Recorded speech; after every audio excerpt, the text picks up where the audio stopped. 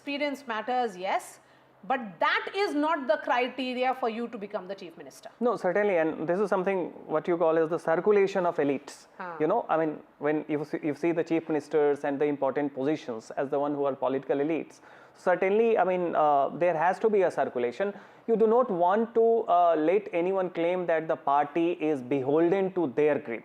You know, it is the rank and file, the activist, and everyone can catapult, you know, there can be a quantum jump. This is one of the messages, and that is why and these kind of experimentations are possible and they are accepted when the top leadership has the immense popularity. You know, one of the key differences between Indira Gandhi when she was at her peak of popularity in 70s and Modi is that while in the case of Mrs. Gandhi, the experimentation was about sidelining the big settled leader, you know, and appointing someone who did not have much, you know, resonance even among the workers.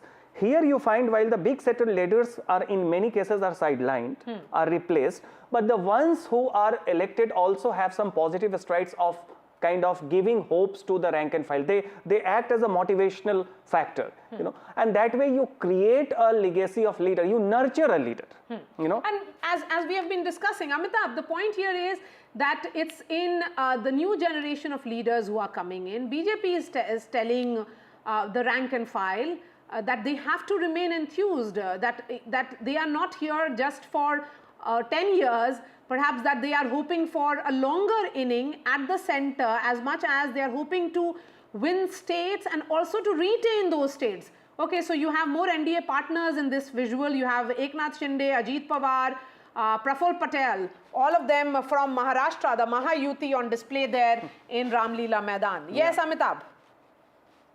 Yeah, essentially, if you see the average age of BJP CMs today is 55. And if you exclude Mr. Manik Shaha, who is aged 72 and the CM of Tripura, then the average age falls to 53, 54-ish.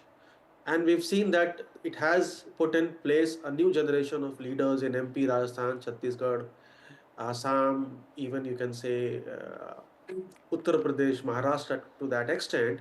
So it has put in place a new generation of leaders which will take the party forward in these states for the next 10 to 15 years. When Modi came to power in 2014, along with him, he was chief minister of more than 12 years. There were many leaders like Shivraj Singh Chauhan, Vasundhara Raje, Raman Singh, who were chief ministers for 10 plus years. So there was a generational shift which was expected. The BJP has pulled some of these senior leaders into national roles, and it is nurturing younger leadership at the state level who will carry on the mantle and the development mantra and the vision of the party for the next 10 to 15 years, build a solid base here. Because as you mentioned, we have been talking about anti-incumbency.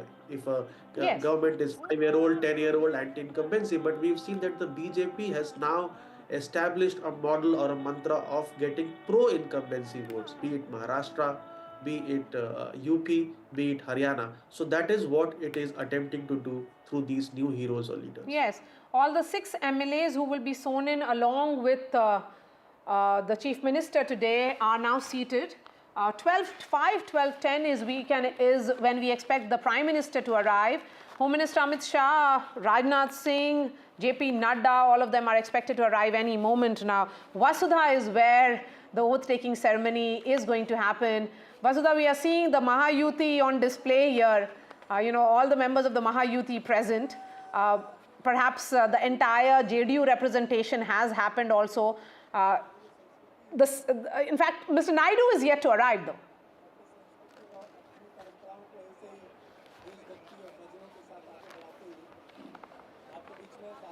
Absolutely, Maria, but you know, the atmosphere is completely electrifying here because this is to warrant the 28-year-old Banvas which has ended now. So clearly for the BJP, this is a special minute. I'm told that 12:36 is when the oath taking is going to take place, and it is after a lot of thinking over auspicious time. The whole stage is set around, the audience area is divided in 12 parts. There are community leaders from different factions of Delhi. There are Jat leaders, Gujar leaders. There are leaders from specific communities. There's a specific section for the Divyang volunteers and socially important people. There's also a section for the seers and sadhus. There was one specific section which was for folk artists, but of course that got dampened by the rains last night. But the wait now is for the Prime Minister to come. 12:36 is when the oath taking is going to take place. And let me just ask a few workers here as to, अच्छा आप कितने उत्साहित हैं ये बताइए। देखिए ये दिल्ली के लिए और हम लोगों के लिए बहुत बड़ा मौका है, क्योंकि 27 साल बाद जो बच्चे थे आज 27 बाद यंग हुए और दिल्ली में भाजपा की सरकार बन रही है। इससे बड़ी बात हमारे लिए क्या हो सकती है। मोदी जी की गारंटी सबसे बड़ी चीज है और हम बहुत उत्साहित। जय हिंद। 48 विधायकों के साथ बीजेपी की 27 साल बाद सरकार बन जा रही है। अब कोई बहाना नहीं चलेगा कि एलजी काम नहीं करने दे रहा, कुछ नहीं। अभी देखो सरकार बनी नहीं है और जमुना अभी भी सफाई चालू हो गई है, 8 बजे से चालू हो गई है। तो भाजपा अब क्या करके दिखाएगी। आज से दिल्ली की दिशा और दशा बदलने जा रही है। जो झूठे वादे सारे हुए पिछले 10 सालों में, उम्मीदें आज आगे पूरे होंगे, जरूर होंगे। So the BJP workers themselves saying that they will not take any excuses now, and they will not give any excuses now, because Delhi finally has a BJP government and the Delhi voter has clearly voted in favor of work. Wait here, Maria, is for the Prime Minister to come and his cabinet ministers. And of course, it's going to be a short function is what I've been told. 12:36 is when we can expect the oath to be taken. All right, Vasudha, we'll keep coming back to you. The incoming cabinet is a balance of youth and experience of working in the organization. So a word on this here, you have Parvesh Singh Sahib, who defeated Aam Aadmi Party's Arvind Kejriwal, so he's a giant slayer. Majinder Singh Sirsa, who won from Rajouri Garden. Ravindra Indraj, who won from Bandana constituency. Kapil Mishra, who won from Karawal constituency. Ashish Sood from Janakpuri. Pankaj Kumar Singh, who is from, he was an MLA from Vikaspuri. So in terms of the community balance. Yeah, precisely. You have a member from the Dalit community. You have someone representing the Purvanchali community, also the Punjabi community. So that way you have a deputy CM who represents the Jat community, and then of course the CM is there. So that way if you see, it's like people were talking and there was an intelligent speculation that who all are in the CM race. So perhaps the real thing is about the community-centric, demographic representativeness. All these things were more kind of a crucial factor in the cabinet. So overall cabinet is certainly, because identity factor is a constant in Indian politics, you know, right. And therefore, and it's also not wrong, because people, every section wants something, not everything, but something to see in the overall mosaic of the representative. So that way the party has tried to give at least one representative who become relatable, you know, to that specific demography. And since this time it was a rainbow mandate, and therefore you also see in terms of the cabinet is also like a rainbow. It is no more the old, you know, typical, the native population who are born here, you know, also kind of populating the cabinet profile. This time you have representative from the Purvanchali communities, the SC communities. So that way the party is trying to send a message to every segment that while the governance and development is a generic and common aspiration, but that doesn't preclude the representation aspect. Yes, the representation or identity is exactly. It's a fact. Is a fact. I mean, and people want caste, to see. People want to see. Caste is the undeniable reality of Indian politics. And region, because And region. Delhi is constituted by multiple absolutely. regions. So, you know, that's why Delhi, as we say, what happens in Delhi impacts several parts of India. And there is an important election which is going to take place in my home state, our home state. Our home state, Bihar. Our home state, Bihar. Kishwar Desai, it appears that the Chief Minister may have very well decided her first cabinet decision, which of course we saw those very endearing and much welcomed visuals of Yamuna cleaning which was happening over the weekend. And now perhaps the next meeting is also going to happen on the banks of Yamuna.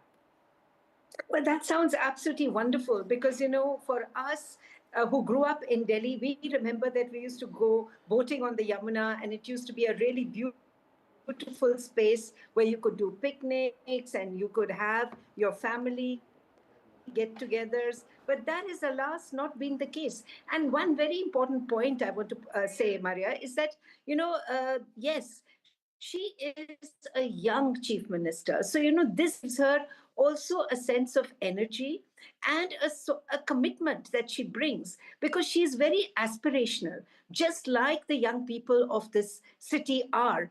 Remember that this is her third attempt at becoming an MLA. I'm very impressed with that she did not give up. She failed the first time, she failed the second time. It is the third time that she won Shalimar Bagh. Now, how many MLAs coming from an ordinary middle-class background have the strength and the commitment to do it? So she is very unique in that she is a career politician. She's not somebody's wife or somebody's, grandmother or something like that. She has come in on her own credentials, and that will make whatever she does next very important, and she will be able to relate. 27 years later, this city has not seen, the young people have not seen a BJP government. So, she can really motivate. And I found that with my work in heritage, is that young people really want to get connected in making this a better country. They want to give their time, they want to volunteer, they want to help. So I think she should bring in the youth of the city, get them to join her in this commitment, let them take an oath that we are going to clean up the Yamuna. And believe me, this is going to work wonders. She just has to do that outreach program with the young people, and she can connect because she's got young kids herself. So she knows exactly how the city ticks. And one very important thing, being a woman, you are a nurturer. And that is what we have all found, that when it comes to difficult challenges, women take them on, not because this will be politically an astute move, but that it is good for the environment, that is good for the city, good for the children who are now growing up. And I think those are the messages I'm getting from her. And I have to say, I'm very excited about her taking over. Okay, we can see Pawan Kalyan now, Deputy Chief Minister of Andhra Pradesh, on the dais where the oath taking will happen any moment now. Aishwarya is at Ramleela Maidan. Any moment, perhaps the Prime Minister will be arriving at Ramleela Maidan for the swearing-in ceremony. It's the NDA show of strength. It is for the Delhi crown. BJP may be winning Delhi repeatedly, one after the other, 3 elections. Prime Minister Modi himself has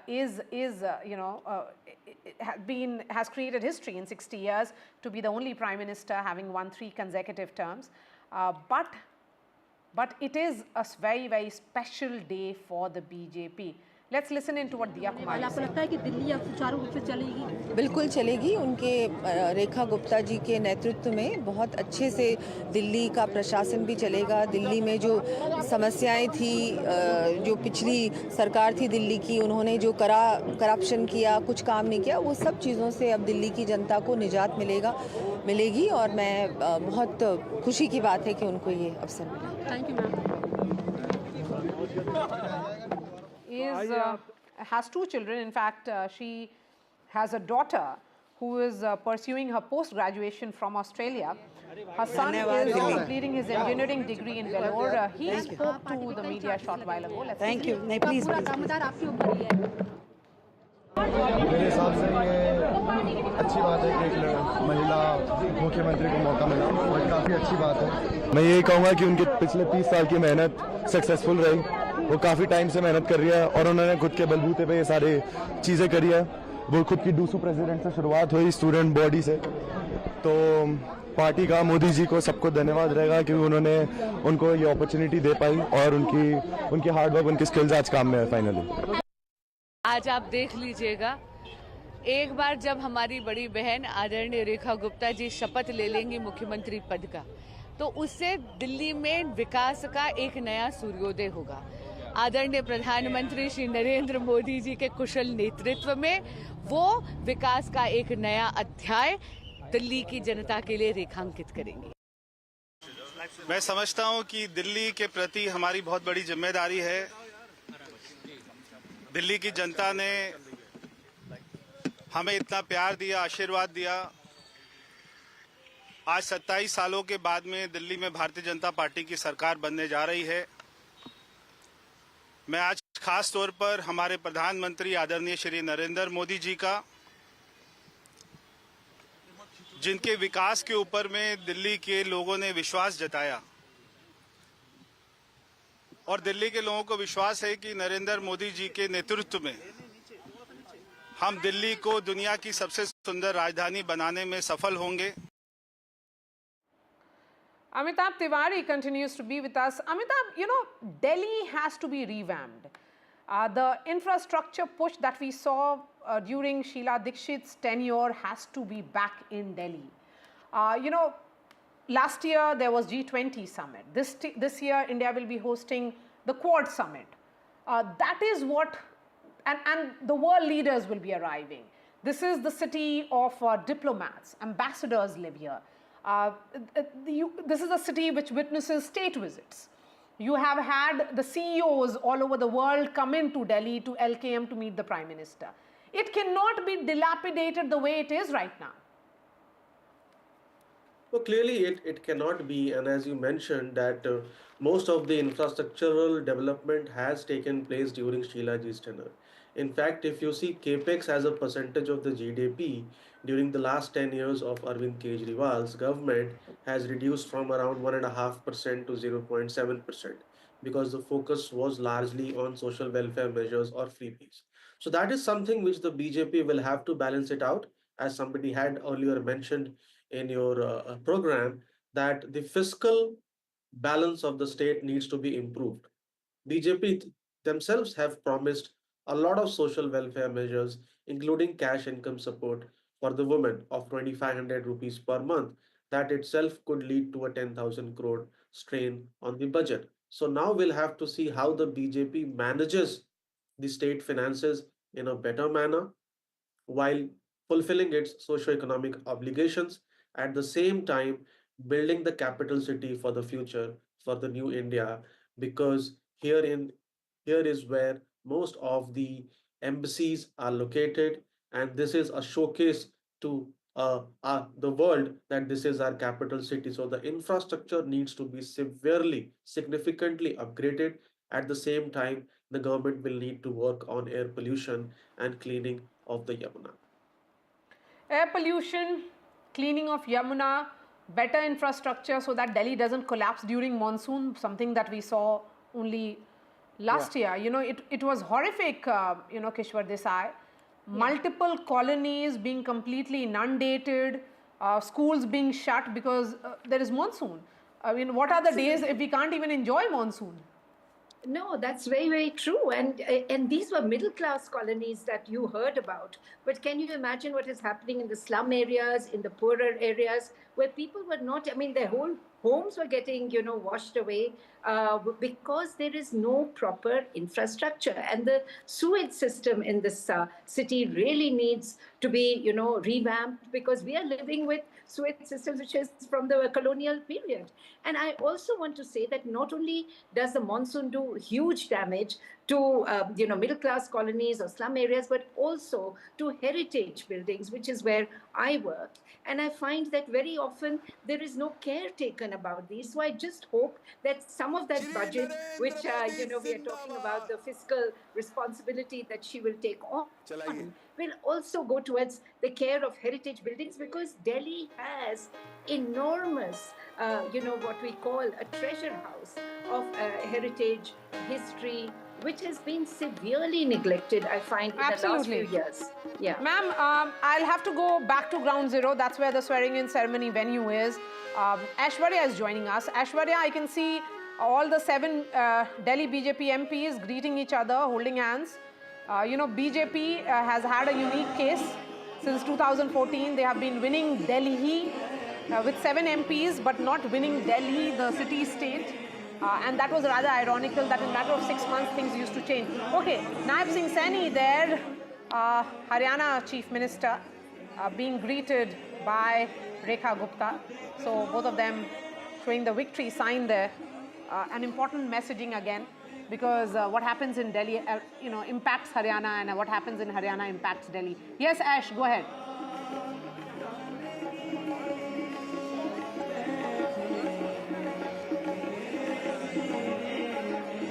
Well, certainly it's a day of celebration for the Bharatiya Janata Party, and of course a show of strength as well of the NDA, and that's what we are witnessing from the stage over here, where all the chief ministers, deputy chief ministers have now arrived of almost 15 states. Remember now I can see Eknath Shinde greeting Pawan Kalyan on the stage. So this is a complete NDA faction. Chief ministers and deputy chief ministers on the main stage, and now all eyes are on Prime Minister Narendra Modi as he would be shortly arriving over here. On the right are the spiritual leaders, and on the left are the remaining MLAs apart from the 6 who will be taking oath, who had been given a seat at the main stage. So all of these newly elected MLAs waving to their supporters, to their family members who are patiently waiting to see the grand oath-taking ceremony. Bansuri Swaraj, Ramveer Vidudi, Manoj Tiwari and all the BJP MPs, Kamaljeet Sherawat over there waving to the supporters who have come in large numbers. A sea of people, Bharatiya Janata Party flags all around the Ramleela ground, and the atmosphere is just electrifying as I speak, because on one side there are musical songs and traditional religion songs which are being played, and on the other it is Modi Modi chants across the Ramleela ground. So NDA partner, Chief Minister of Andhra Pradesh, TDP Supremo, present now at the venue of Ramleela Maidan for the swearing-in ceremony. It has been very interesting that ever since the government was formed in the national capital in 2024, we have seen 3 swearing-in ceremonies of the BJP governments, be it in Haryana or in Maharashtra, and now in Delhi. It is the NDA show of strength. All NDA leaders are present in this swearing-in ceremony, trying to showcase that they are a united front. Soon after the swearing-in, there will be a lunch that will be hosted at a 5-star hotel in Delhi, where all the NDA leaders will have a brief meeting as well. So Devendra Fadnavis, Maharashtra Chief Minister, along with his 2 deputies, in fact Pramod Sawant, Chief Minister of Goa, also seated on the dais as all leaders wait for the arrival of the Prime Minister. Before that, it will be the Home Minister who will arrive. Samrat Chaudhary, Deputy Chief Minister of Bihar, there also on the dais. Yes, go ahead, Aishwarya.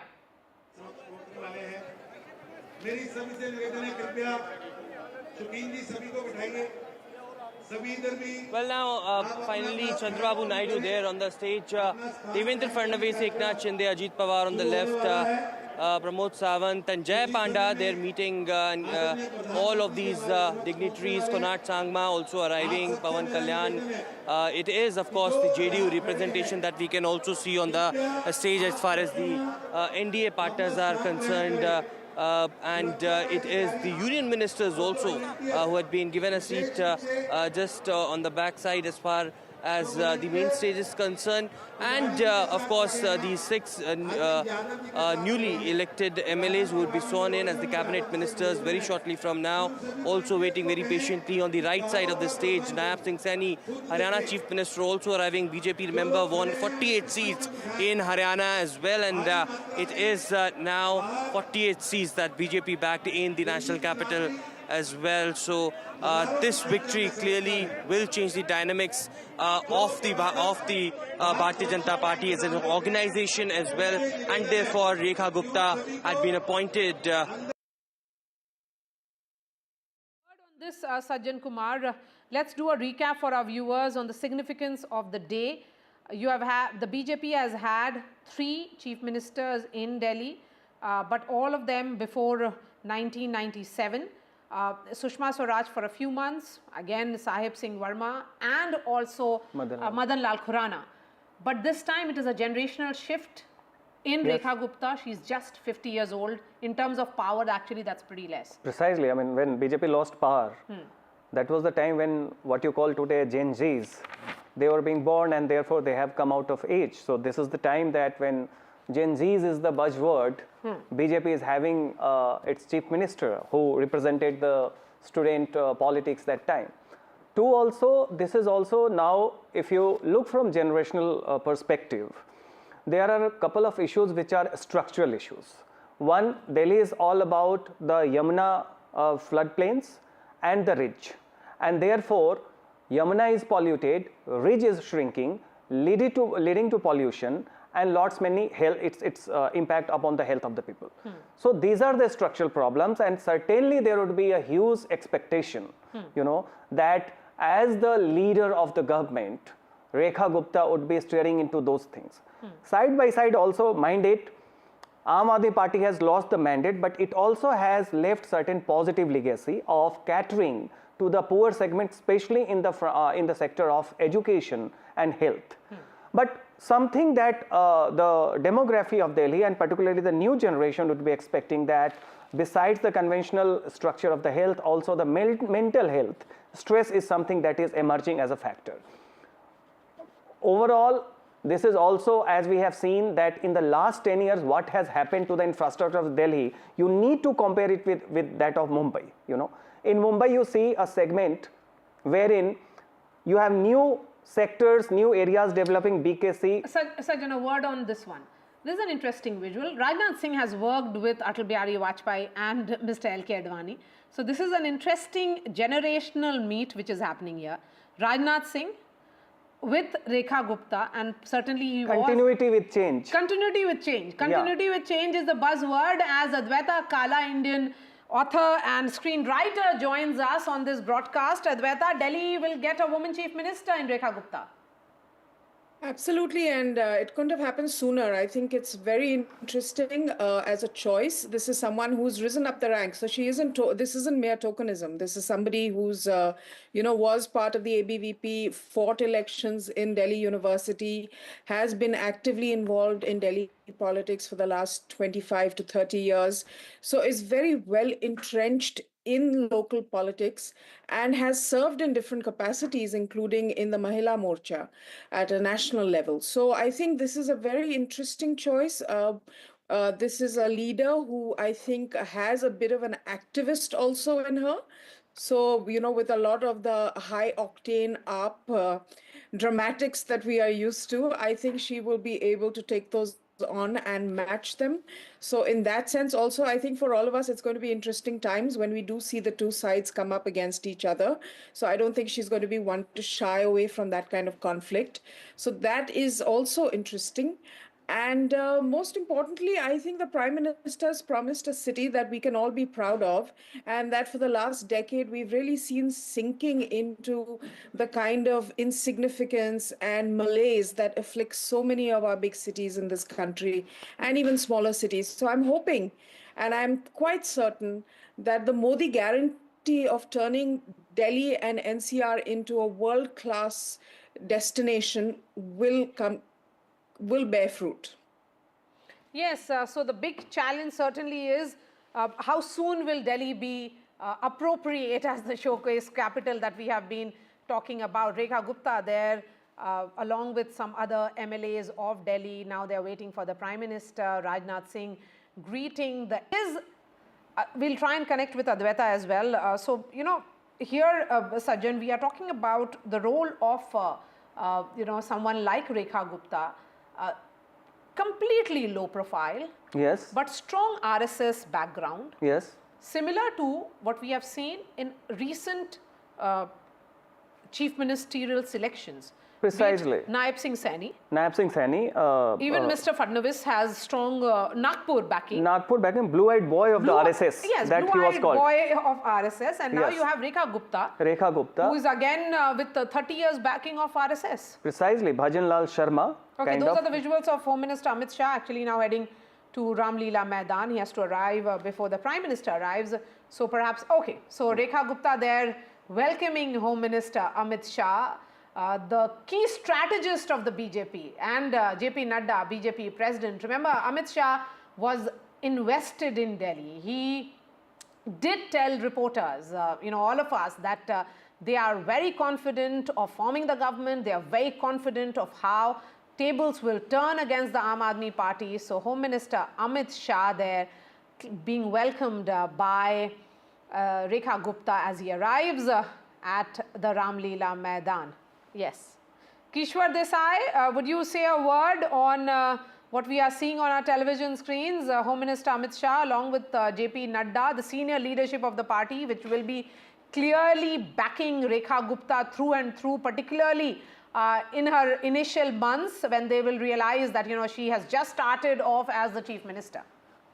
I think there are two sides to this. One is the realism of the moment, you know, because she will require all their support. Whilst we're very happy that she has been given this position, she is, after all, a first-time MLA, and that will mean that she has to present her credentials not only to the city, but to the entire country, that she can do much, much better, even better exceed the expectations that are vested upon her. So I think by Mr. Nadda, Mr. Shah, the Prime Minister, everybody coming there, they are giving her that message. It's not just meant to send a message to all of us, but also to her that we are on your side, we are backing you, we backed you throughout this election. Now we have to all together, that double engine ki sarkar has to work together. So that bit comes for us. So there is a realistic matter behind this also, because everybody, including the party, needs that reassurance that this is going to work. Remember that whilst we might say these are all young people coming to the fore, okay, let's go full screen now. Need that. Right. All right, ma'am, just hold on to your thoughts. Let's play the audio which is coming in from Ramleela Maidan. वो भी पहुंचे हैं, मैं निवेदन करूंगा।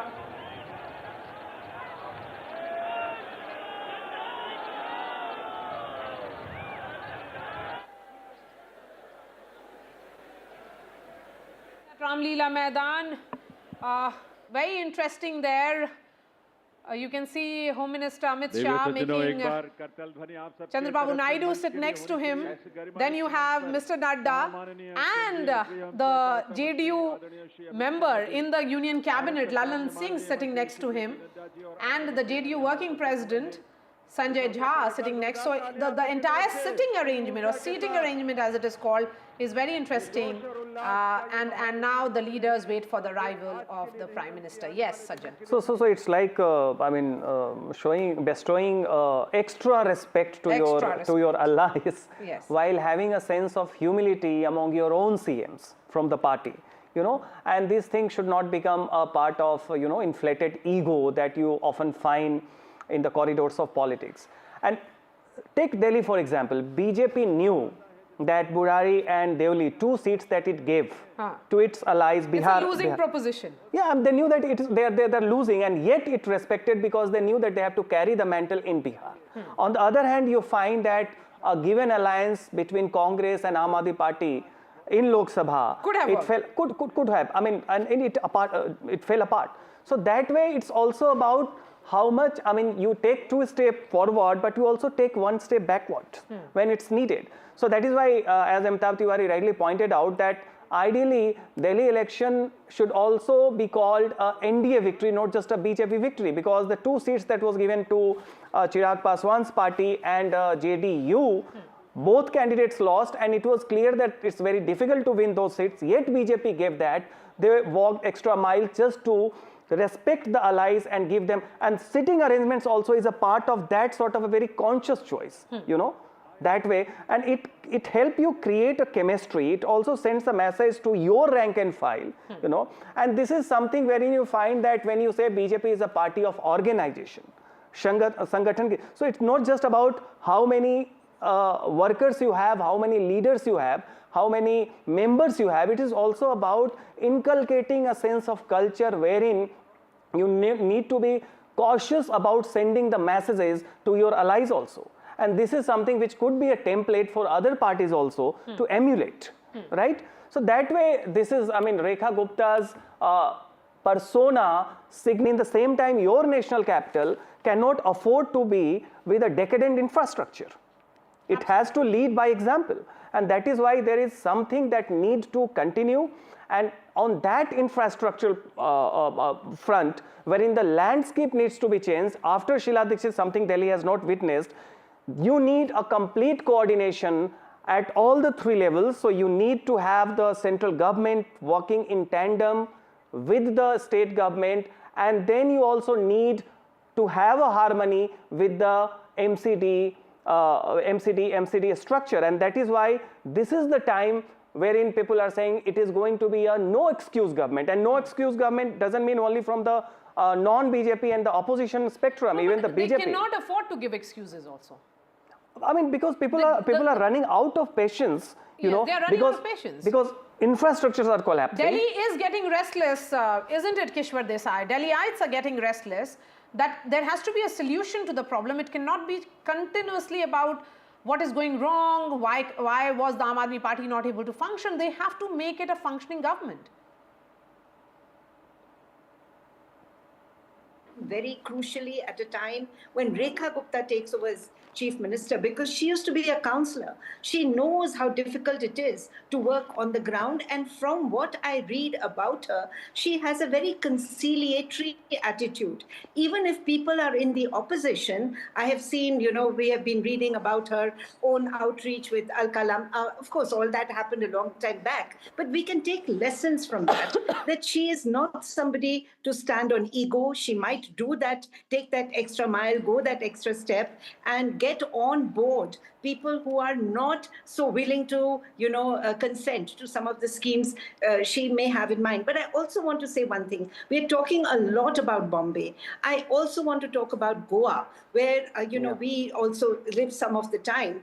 And I have to say the infrastructure in Goa under the BJP young chief minister has completely changed. It's been transformed, which when it used to take us, you know, terrible roads, potholes, this, that, it is now a smooth run from south to North Goa. So I think there is a thinking in the BJP that every city, every state has to, in order to do business, because India is now open for business. You know, Delhi is not just about ambassadors. Yes, it is about India meaning business now, Kishwar Desai. You know, it is the fastest growing big economy. And the entire spotlight is on India. India is the country to watch out for. There is a lot of curiosity around the India story. So the showcase capital of India has to be worthy to be showcased. Advaita Kala continues to be with us. Advaita, you know, we are clear that this is not tokenism. BJP is ushering in a generational shift. At the same time, they are saying that they are experimenting with a woman, going back to the core, which is the Brahmin Banya. But at the same time, you know, in the last 10 years of Prime Minister Modi, there have been that very, you know, diligent effort to expand the perception around the BJP. The OBCs have been brought in, the Dalits have been brought into the party fold. Now they are ensuring that when they are far more settled, that there should be more women-led government rather than women just being a voting constituency. Well, I mean, Maria, remember, it is Prime Minister Narendra Modi and his commitment to getting the women's reservation bill passed, which is truly indicative of the kind of game-changing vision he has for politics in this country and how it should be more inclusive, and that women are not just voters, but they can be vote getters as well as legislators, and be actively involved in power sharing and making decisions that impact the future of this country and future generations. So I think he has played a significant role, you know, including women-led development, your Crorepati Didis now from Lakhpati Didis, or be it your drone Didis, as well as women's reservation bill.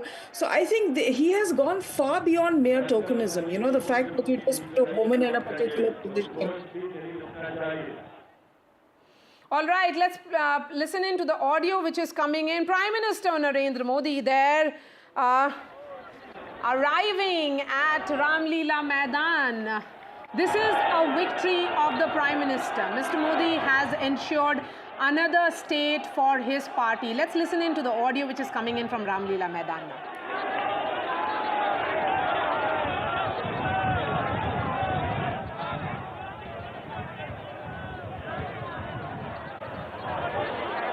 आप सभी अपने अपने स्थान पर ही खड़े होंगे, क्योंकि कुछ ही पलों में राष्ट्रगान भी होगा, इसलिए आप सभी अपने अपने स्थान पर ही खड़े रहेंगे।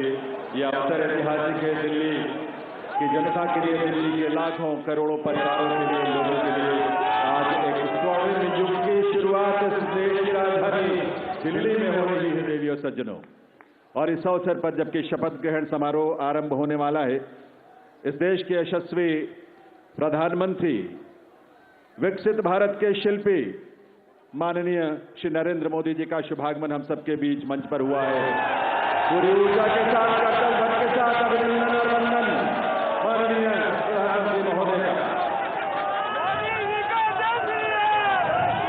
और आप सबसे निवेदन है कि आप सभी अपने अपने स्थान पर खड़े रहेंगे, क्योंकि अब समय है कुछ ही पलों में। और इस अवसर पर इस मंच की बाईं तरफ विशेष मंच जहां संतगण की गरिमामयी उपस्थिति है, उनका भी अभिनंदन वंदन माननीय प्रधानमंत्री महोदय की ओर से।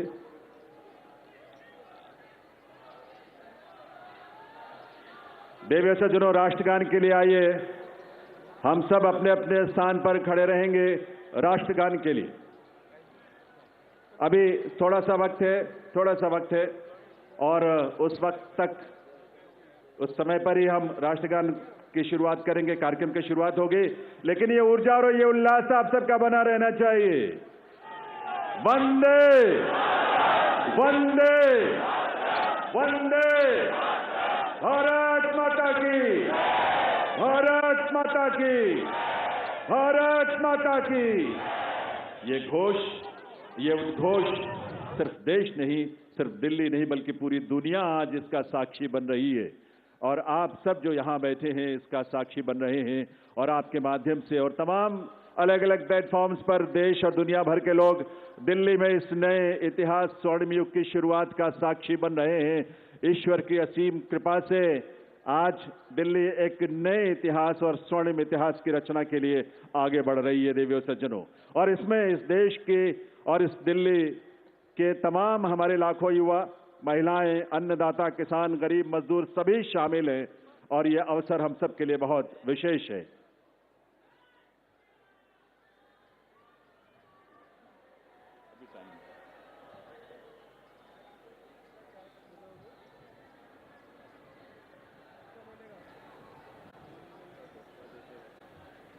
जब इस देश के करोड़ों परिवारों में जब उज्ज्वला योजना के माध्यम से गैस का कनेक्शन पहुंचता है, तो हमारी माताओं बहनों के जीवन में जो खुशी और उल्लास की किरण नजर आती है और भविष्य को लेकर एक सपना जो जागता है, वो बड़ा अद्भुत है। जब इस देश में सैकड़ों की संख्या में जब हमारे विश्वविद्यालय खुलते हैं, लगभग 400 की संख्या में पिछले 10 वर्षों में विश्वविद्यालय खुले, IIM और IITs खुले, इस तरह के शिक्षण संस्थानों के माध्यम से इस देश के युवाओं में अपने भविष्य को लेकर एक उम्मीद नजर आती है, एक विश्वास, वो विश्वास जो संकल्प है माननीय प्रधानमंत्री महोदय का, सबका साथ, सबका विकास, सबका प्रयास और सबका। Okay, so the visuals coming in, Prime Minister Narendra Modi leading from the front in this entire Delhi campaign. Remember, he was the one who coined that phrase and gave it to the party, which was Apda, and they then constantly give direction to the BJP's election campaign in Delhi. That is the PM CM combined, who will be the next, who are the now the future of Delhi. But you know, we have seen how election after election BJP has been banking on brand Narendra Modi, which remains prominent, which is an election winning brand. And election winning brand, and it gives, it's having a electrifying impact on the rank and file, because okay, the national anthem.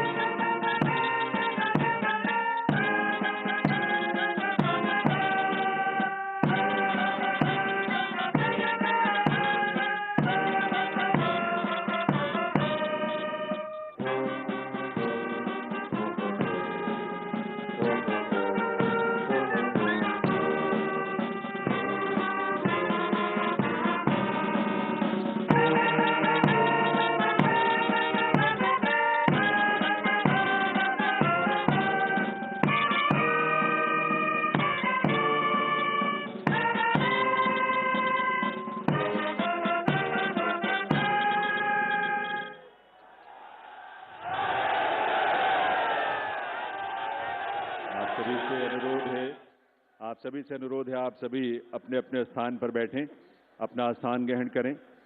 और अब मैं अनुरोध करूंगा राष्ट्रीय राजधानी क्षेत्र दिल्ली सरकार के मुख्य सचिव श्री धर्मेंद्र कुमार जी से शपथ ग्रहण की कार्रवाई आरंभ करने के लिए। नमस्कार, मैं माननीय उपराज्यपाल महोदय से अनुरोध करता हूं कि वह मुझे शपथ ग्रहण समारोह को आरंभ करने की अनुमति प्रदान करें। मैं माननीय उपराज्यपाल महोदय से अनुरोध करता हूं कि वह गृह मंत्रालय भारत द्वारा जारी मुख्यमंत्री एवं मंत्रिपरिषद की नियुक्ति की अधिसूचना पढ़ने की अनुमति प्रदान करें। गृह मंत्रालय अधिसूचना नई दिल्ली 20 फरवरी 2025 का 891 श्रीमती राष्ट्रपति श्रीमती रेखा गुप्ता को उनके शपथ ग्रहण करने की तिथि से राष्ट्रीय राजधानी क्षेत्र दिल्ली के मुख्यमंत्री के रूप में नियुक्त करती है।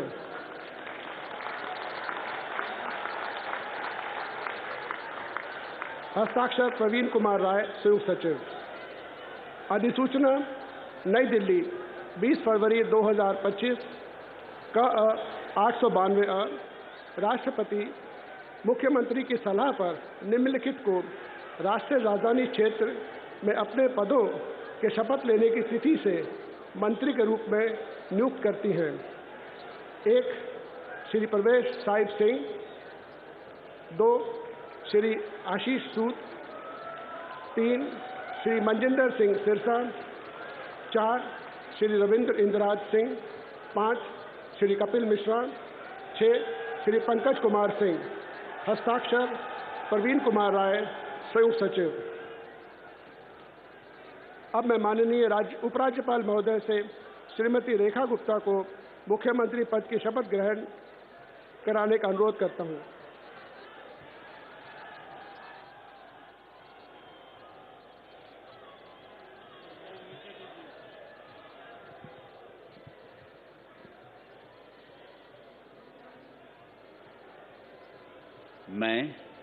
मैं रेखा गुप्ता ईश्वर की शपथ लेती हूँ कि मैं विधि द्वारा स्थापित भारत के संविधान के प्रति सच्ची श्रद्धा और निष्ठा रखूँगी।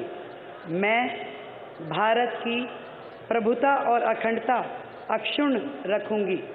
मैं मुख्यमंत्री के रूप में अपने कर्तव्यों का श्रद्धापूर्वक और शुद्ध अंतःकरण से निर्वहन करूँगी तथा मैं भय या पक्षपात, अनुराग या द्वेष के बिना सभी प्रकार के लोगों के प्रति संविधान और विधि के अनुसार न्याय करूँगी।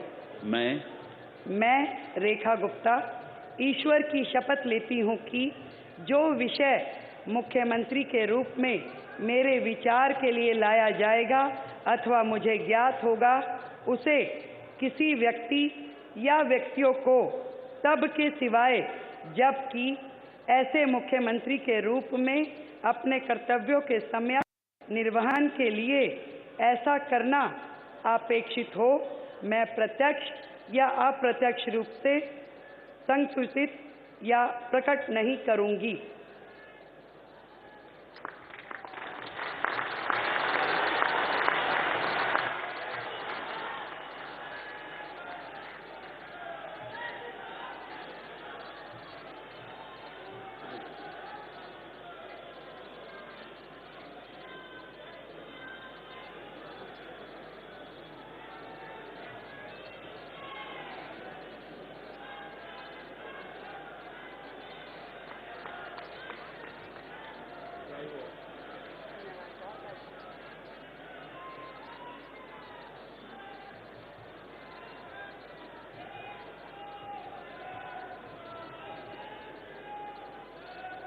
अब मैं माननीय उपराज्यपाल महोदय से मंत्रिपरिषद के सदस्यों के मंत्री पद की शपथ दिलाने का अनुरोध करता हूं। श्री परवेश साहिब सिंह,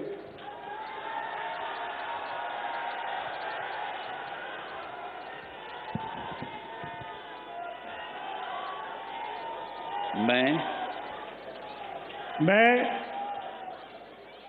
परवेश साहिब सिंह ईश्वर की शपथ लेता हूं कि मैं विधि द्वारा स्थापित भारत के संविधान के प्रति सच्ची श्रद्धा और निष्ठा रखूंगा।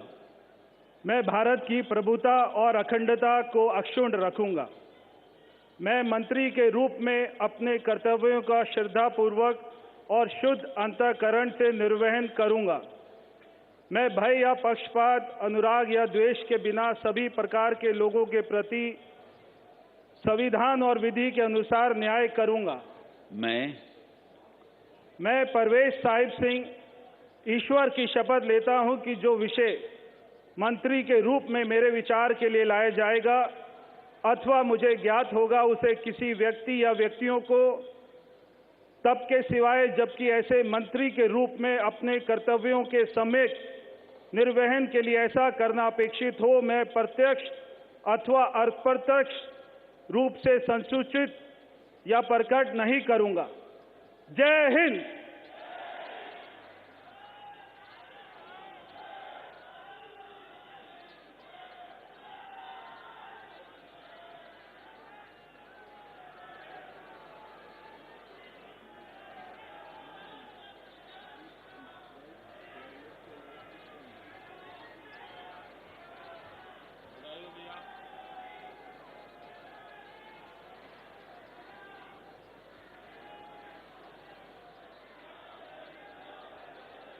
श्री आशीष सूद।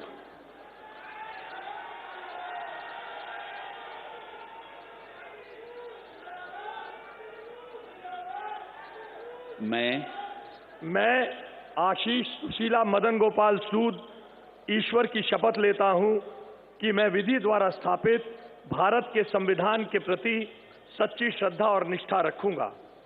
मैं भारत की प्रभुता और अखंडता को अक्षुण्ण रखूंगा। मैं मंत्री के रूप में अपने कर्तव्यों का श्रद्धापूर्वक और शुद्ध अंतःकरण से निर्वहन करूंगा तथा मैं भय या पक्षपात, अनुराग या द्वेष के बिना सभी प्रकार के लोगों के प्रति संविधान और विधि के अनुसार न्याय करूंगा। मैं आशीष सुशीला मदन गोपाल सूद ईश्वर की शपथ लेता हूं कि जो विषय मंत्री के रूप में मेरे विचार के लिए लाया जाएगा अथवा मुझे ज्ञात होगा, उसे किसी व्यक्ति या व्यक्तियों को तब के सिवाय जबकि ऐसे मंत्री के रूप में अपने कर्तव्यों के सम्यक निर्वहन के लिए ऐसा करना अपेक्षित हो, मैं प्रत्यक्ष अथवा अप्रत्यक्ष रूप से संसूचित या प्रकट नहीं करूंगा। भारत माता की जय।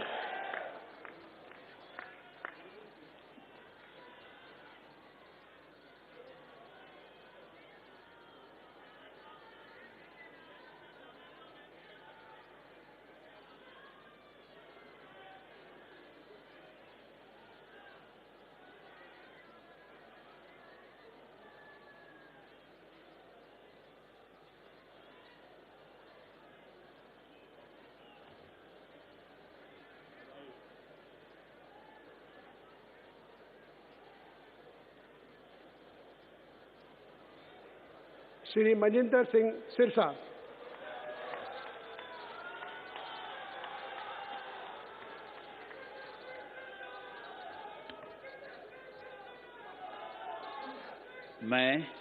मैं मनजिंदर सिंह सिरसा परमात्मा ਦੀ ਸਹੁੰ ਚੁੱਕਦਾ ਹਾਂ ਕਿ ਕਾਨੂੰਨ ਵੱਲੋਂ ਸਥਾਪਿਤ ਭਾਰਤ ਦੇ ਸੰਵਿਧਾਨ ਲਈ ਸੱਚੀ ਸ਼ਰਧਾ ਅਤੇ ਵਫਾਦਾਰੀ ਰੱਖਾਂਗਾ। ਮੈਂ ਭਾਰਤ ਦੀ ਪ੍ਰਭੁਤਾ ਅਤੇ ਅਖੰਡਤਾ ਬਰਕਰਾਰ ਰੱਖਾਂਗਾ। ਮੈਂ ਮੰਤਰੀ ਦੇ ਰੂਪ ਵਿੱਚ ਆਪਣੇ ਕਾਰਜਾਂ ਦਾ ਨੈਤਿਕ ਤੌਰ ਤੇ ਸ਼ਰਧਾਪੂਰਵਕ ਜ਼ਿੰਮੇਵਾਰੀ ਨਿਭਾਉਂਦੇ ਅਤੇ ਮੈਂ ਡਰ, ਪੱਖਪਾਤ, ਵੈਰ, ਵਿਰੋਧ ਤੋਂ ਬਿਨਾਂ ਸਾਰੇ ਲੋਕਾਂ ਦੇ ਪ੍ਰਤੀ ਸੰਵਿਧਾਨ ਅਤੇ ਕਾਨੂੰਨ ਮੁਤਾਬਕ ਨਿਆਂ ਕਰਾਂਗਾ। ਮੈਂ ਮਨਜਿੰਦਰ ਸਿੰਘ ਸਿਰਸਾ ਪਰਮਾਤਮਾ ਦੀ ਸਹੁੰ ਚੁੱਕਦਾ ਹਾਂ ਕਿ ਜੋ ਵੀ ਵਿਸ਼ਾ ਮੰਤਰੀ ਦੇ ਰੂਪ ਵਿੱਚ ਮੇਰੇ ਵਿਚਾਰ ਅਧੀਨ ਲਿਆਂਦਾ ਜਾਏਗਾ ਜਾਂ ਮੈਨੂੰ ਪਤਾ ਹੋਏਗਾ, ਉਸ ਨੂੰ ਕਿਸੇ ਵਿਅਕਤੀ ਜਾਂ ਵਿਅਕਤੀਆਂ ਨੂੰ ਜਦੋਂ ਤੱਕ ਅਜਿਹਾ ਵਿਸ਼ਾ ਮੰਤਰੀ ਦੇ ਰੂਪ ਵਿੱਚ ਆਪਣੀਆਂ ਜ਼ਿੰਮੇਵਾਰੀਆਂ ਨਿਭਾਉਂਦੇ ਹੋਏ ਲਾਜ਼ਮੀ ਨਾ ਹੋਵੇ, ਮੈਂ ਸਿੱਧੇ ਜਾਂ ਅਸਿੱਧੇ ਰੂਪ ਵਿੱਚ ਕਿਸੇ ਨੂੰ ਦੱਸਾਂਗਾ ਨਹੀਂ ਅਤੇ ਨਾ ਹੀ ਪ੍ਰਗਟ ਕਰਾਂਗਾ। ਭਾਰਤ ਮਾਤਾ ਕੀ। ਵਾਹਿਗੁਰੂ ਜੀ ਕਾ ਖਾਲਸਾ, ਵਾਹਿਗੁਰੂ ਜੀ ਕੀ ਫਤਿਹ।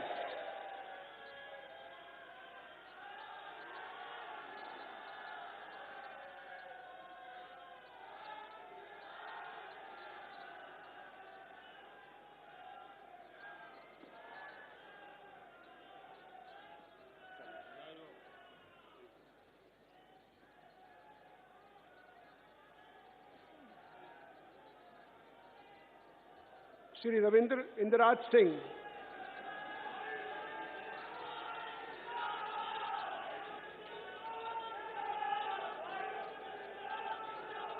मैं रविंद्र इंद्राज सिंह ईश्वर की शपथ लेता हूं कि मैं विधि द्वारा स्थापित भारत के संविधान के प्रति सच्ची श्रद्धा और निष्ठा रखूंगा। मैं भारत की प्रभुता और अखंडता अक्षुण्ण रखूंगा। मैं मंत्री के रूप में अपने कर्तव्यों का श्रद्धापूर्वक और शुद्ध अंतःकरण से निर्वहन करूंगा तथा मैं भय या पक्षपात, अनुराग या द्वेष के बिना सभी प्रकार के लोगों के प्रति संविधान और विधि के अनुसार न्याय करूंगा। मैं रविंद्र इंद्राज सिंह ईश्वर की शपथ लेता हूं कि जो विषय मंत्री के रूप में मेरे विचार के लिए लाया जाएगा अथवा मुझे ज्ञात होगा, उसे किसी व्यक्ति या व्यक्तियों को तब के सिवाय जबकि ऐसे मंत्री के रूप में अपने कर्तव्यों के सम्यक निर्वहन के लिए ऐसा करना अपेक्षित हो, मैं प्रत्यक्ष अथवा अप्रत्यक्ष रूप से संसूचित या प्रकट नहीं करूंगा। जय श्री राम।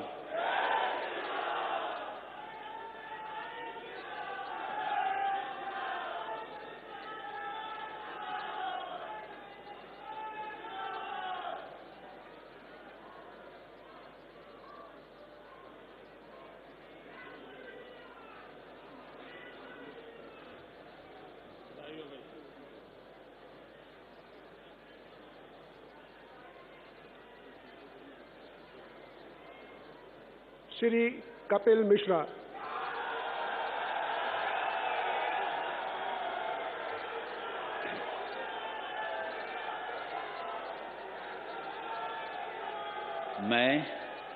मैं कपिल मिश्रा ईश्वर की शपथ लेता हूं कि मैं विधि द्वारा स्थापित भारत के संविधान के प्रति सच्ची श्रद्धा और निष्ठा रखूंगा। मैं भारत की प्रभुता और अखंडता अक्षुण्ण रखूंगा। मैं मंत्री के रूप में अपने कर्तव्यों का श्रद्धापूर्वक और शुद्ध अंतःकरण से निर्वहन करूंगा तथा मैं भय या पक्षपात, अनुराग या द्वेष के बिना सभी प्रकार के लोगों के प्रति संविधान और विधि के अनुसार न्याय करूंगा। मैं कपिल मिश्रा ईश्वर की शपथ लेता हूं कि जो विषय मंत्री के रूप में मेरे विचार के लिए लाया जाएगा अथवा मुझे ज्ञात होगा, उसे किसी व्यक्ति या व्यक्तियों को तब के सिवाय जबकि ऐसे मंत्री के रूप में अपने कर्तव्यों के सम्यक निर्वहन के लिए ऐसा करना अपेक्षित हो, मैं प्रत्यक्ष अथवा अप्रत्यक्ष रूप से संसूचित या प्रकट नहीं करूंगा।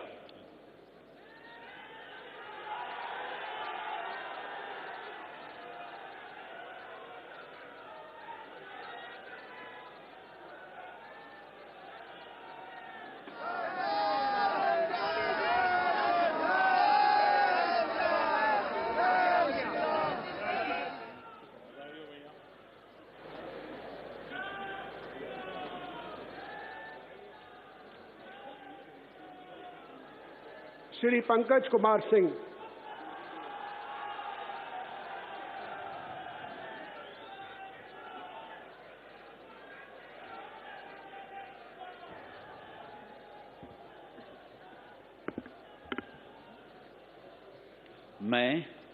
मैं डॉक्टर पंकज सिंह ईश्वर की शपथ लेता हूं, मैं विधि द्वारा स्थापित भारत के संविधान के प्रति सच्ची श्रद्धा और निष्ठा रखूंगा। मैं भारत की प्रभुता और अखंडता को अक्षुण्ण रखूंगा। मैं मंत्री के रूप में अपने कर्तव्यों का श्रद्धापूर्वक शुद्ध अंतःकरण से निर्वहन करूंगा तथा मैं भय या पक्षपात, अनुराग या द्वेष के बिना सभी प्रकार के लोगों के बीच संविधान और विधि के अनुसार न्याय करूंगा। मैं डॉक्टर पंकज कुमार सिंह ईश्वर की शपथ लेता हूं कि जो विषय मंत्री के रूप में मेरे विचार के लिए लाया जाएगा अथवा मुझे ज्ञात होगा, उसे किसी व्यक्ति या व्यक्तियों को तब तक सिवाय जबकि ऐसे मंत्री के रूप में अपने कर्तव्यों के सम्यक निर्वहन के लिए ऐसा करना अपेक्षित हो, मैं प्रत्यक्ष अथवा अप्रत्यक्ष रूप से संसूचित या प्रकट नहीं करूंगा। जय Siya Ram.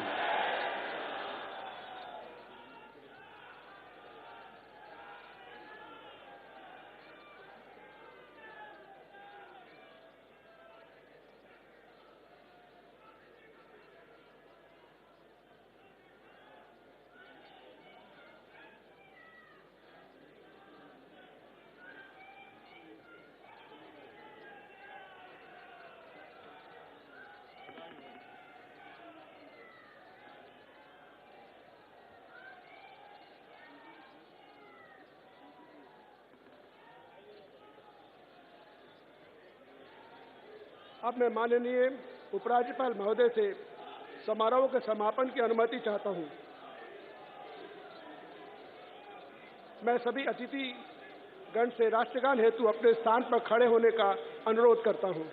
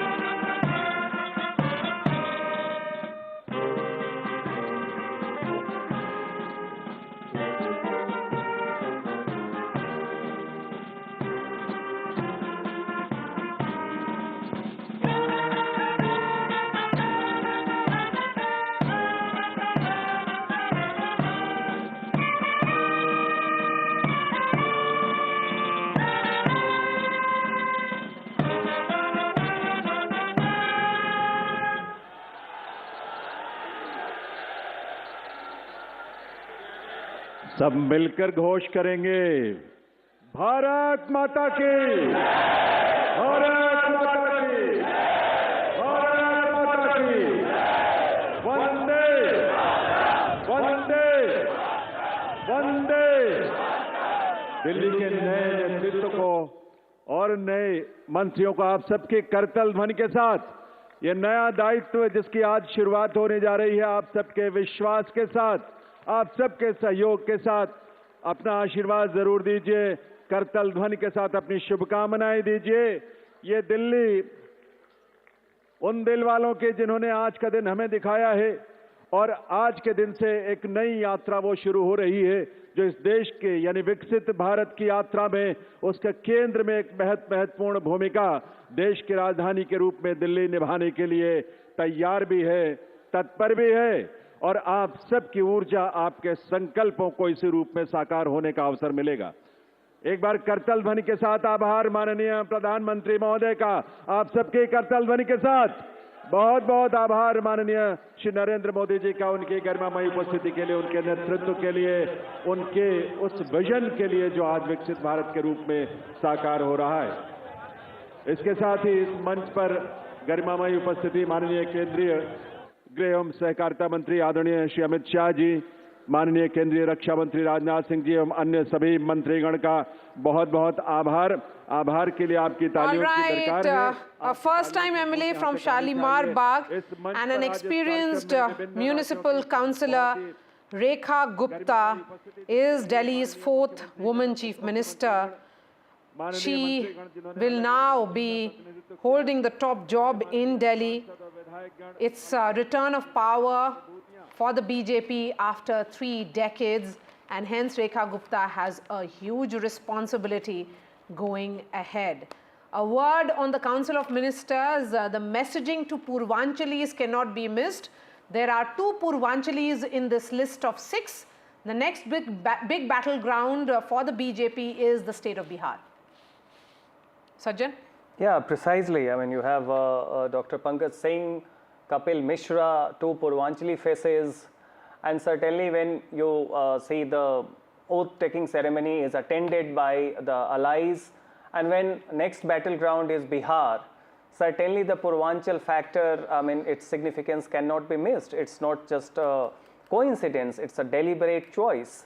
While these leaders have their own significance in the politics of Delhi, they are also conveying a message to the electorates and the voters in Bihar that Delhi is representing them, you know. And remember the scenario when the battle for Bihar begins, you know, this time these leaders will also be campaigning, and the kind of Purvanchali segment and a significant portion from the Bihar who work here but who still have their voting in back home in Bihar, they go there, they would be taking this budge along with that. And in new generation who are not that much beholden to the politics of late 80s and 90s, you know, the Mandal Kamandal, who are making their moves as per their relatedness, the leaders that they see, certainly it will add some traction. I am not Yes, sure about I mean, if you have a Mohan Yadav in a state which is not predominantly Yadav-centric, like Yes. Madhya Pradesh. Less than 5% Yadavs are and there. and that is going to impact the narrative in Uttar Pradesh and Bihar, where you have like Yadavs in almost like 15 to 20%. Yeah. That's a high percentage. But Advaita, you know, we have the fourth woman chief minister in Rekha Gupta. She's heading now to the cabinet meeting. In fact, she'll be chairing that cabinet meeting any moment now. Big expectations from her. The BJP has promised that on 8th of March, which is the Women's Day, the first tranche of money for the women of Delhi will be released. Yes, and I think they're going to do it because Delhi is important. Remember, Delhi is a microcosm of the country. There are people from all states in this city. So what Delhi does in this state, with this leadership that it now has, is going to send a message to other parts of the country, especially those parts of the country where there has not been a BJP government. So keeping promises, bringing in the transformation that the city requires, showcasing it as a livable destination. Remember, we've had so many issues with traffic congestion, with the air quality. These are all things that this government will have to tackle. And if and when they tackle this successfully, I think the message from Delhi will go out to the rest of the country. So I think it's a great opportunity for the BJP, one that they've been thirsting for, and they finally have it. So I'm very confident that they're going to hit the ground running. The big promise is, of course, of cleaning of Yamuna. Will that promise be kept? Remember, in 2015, the Aadmi party made the similar promise, but they failed miserably, Advaita. I mean, there was a photograph of the LG at the banks of the Yamuna watching a machine clean the Yamuna. So I think the messaging is on point. The delivery also has to take place, but I think it's going to happen. Remember, there was a time when the Yamuna was not like this. So this has been a complete transgression on the hopes of Delhiites by AAP when they were in office, where Kejriwal promised this, and it was such a visible delivery, but he didn't even lift a finger to make anything happen. So I think for the BJP to do this, to create a riverfront, to make it a place that is accessible to the Delhi public, will have a huge impact, visually as well as in terms of morale of the voting public. Yes, and besides that, clean air is another big challenge for the Chief Minister. Infrastructure, which is collapsing, is the big challenge. Urban development is something that is needed. Delhi has become homes to several migrants. It's the migrant city of India, but more than that, is this really the city that can showcase the big events that we are hosting for the world? The Quad Summit, for example, Sajjan. Yeah. If Kishwar Desai is also with us, we can take a word from her on that. Kishwar Desai, you know, we are trying to really revamp old centers of Delhi, the historic centers, the Balli Marans of Delhi. But when it comes to creating new places like, you know, Bharat Mandapam, for example, is a big showcase venue. There is a similar showcase venue which has come in East Delhi. Those venues celebrate Delhi, but at the same time, the congestion, which is the big challenge for all of us. I mean, the movements in the national capital means like we have to have 45 minutes extra every time we hit the roads. Absolutely. I think there is going to be a change now because all these things do not exist in isolation. You know, when we talk about clean air, we talk about pollution, we talk about other things, they are linked inextricably to the public transport that we use and what is happening on the roads of Delhi. So I agree with you completely that probably one of the first things that she is going to do is look at public transport, because that is also linked to security, that is also linked to many other issues, mobility of the working class. And like we have been discussing, that the last time this issue was taken up was during Sheila Dikshit's government, and we were very lucky that the metro came through, and of course the BJP government has been supporting that. But now they can do more. they can actually remove some of the congestion. They can make it easier for people to leave their cars at home and travel. Believe me, I live in London. I take a lot of buses all the time. I use public transport a lot. And it is quite easy to do it. And the rich and poor, it doesn't matter. Everybody uses it. So I think that kind of a class divide should go. She comes from the middle classes. She knows how difficult it is for working people in this city. She does not come from a very privileged background. So I think ma'am, just hold on to your thoughts. Urban Development Minister, former Urban Development Minister and Petroleum Minister Hardeep Puri is speaking to the media. Let's listen in. यहाँ पे जो गड़बड़ होती रही है, अब देखते जाइएगा, थोड़े ही समय में ये सब सुधार का काम शुरू हो जाएगा और जैसे माननीय प्रधानमंत्री जी ने कहा, हमारी पार्टी के ने कहा, जो हमारे कितनी बारी आप जीते हो? Fourth time. ये हमारे जो कार्यकर्ता हैं, जो एक्सपीरियंस्ड एमएलएज हैं, ओम प्रकाश जी, इनको पंडित जी कहते हैं। हाँ। Okay, reaction coming in from Union Minister Hardeep Puri there, who gave a brief reaction while exiting the venue. But let's come and discuss the points being made about the diverse hues of the capital, the caste in the community. But because, you know, the composition of the incoming cabinet, the first that the BJP is having after 27 long years, is including a Jat leader, a Sikh leader, a scheduled caste, a Punjabi, a Brahmin. Okay, more sound bites coming in. मेरा मैं समझता हूँ एक बहुत बड़ा कर्तव्य है हमारे लिए जो हमें करके और दिल्ली को एक बार दोबारा से खुशहाल दिल्ली, नई दिल्ली, साफ जल और साफ हवा वाली दिल्ली बनाना है और यमुना जी को साफ करना है। पार्टी में कितना बड़ा करारा तमाचा है आज का? देखिए, मैं कोई तमाचा वर्ड नहीं कहना चाहूँगा, पर मैं ये जरूर कहना चाहूँगा कि अब उनके लिए मुझे याद है कि उन्होंने बहुत हमें बेइज्जत करके विधानसभा से धक्के मार के निकलवाया था, मार्च उठा के लेके गए थे और बड़े अपशब्द बोले थे। आज वो ना स्पीकर रहे, ना वो मुख्यमंत्री रहे, ना वो मंत्री रहे, ना वो उप मुख्यमंत्री रहे। मैं मानता हूं कि सृष्टि में बहुत ताकत है, सृष्टि की ताकत के सामने सबको सिर झुकाना चाहिए। Majinder Sirsa, one of the ministers sworn in today, he is from the Punjabi community, and his role is important. You know, Delhi victory for the BJP isn't just about a particular constituency. Yes. This is a very wholesome victory, which a rainbow coalition, which came together of support base. The Juggis came for them, the Jats came for them, you know, the Punjabis, the Khatris, and of course their core constituency of Brahmins and the Banyas. Yeah, and that way you see, I mean, this is very interesting, that the cabinet composition in terms of community and in terms of the background, regional background, is also reflective of the changed demography and changed landscape of Delhi. You know, so for example, it is a coincidence that after almost 10 years you have a Sikh in the cabinet, you know, and that also shows a conscious choice to kind of convey a message in the backdrop of farmers movement, etc. You know, BJP is sending a message that how it is more kind of a reconciliatory in tone. Purvanchalis are 2 voters, then come the Dalit constituency, you have the representative, because you have to give the face when still a significant section of the Dalit community, Dalit dominated constituencies voted for Aam Aadmi Party. Still they have the Delhi will be different Delhi from now onwards. So also the AAP party tenure now finished and now the BJP tenure has been start. So do you believe that the BJP tenure will go very smoothly? Not only smoothly, extraordinary performance. Every citizen of this country will be proud of it. What is your comment on Arvind Kejriwal? I don't want to comment now.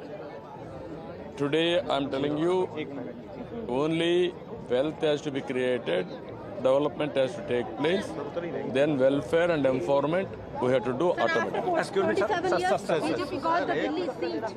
So do you really excited? And from the woman, from the Rekha Gupta ji, she is a woman and now she became the chief minister. No, we are very happy. Now new era is started in Delhi. Excellent development is going to take place. For the last 10 years, it didn't work well in Delhi.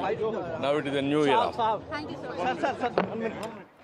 So it's a new era is what Chandrababu Naidu says, an important alliance partner. You know, and there was this special gesture which was extended by the Prime Minister to Mr. Naidu to Eknath Shinde, Ajit Pawar. So he realizes that when it is about that rainbow of NDA partners, the bigger umbrella under which all these parties have come in, the messaging has to be right, the optics have to be right. And it is being reciprocated, by the allies also.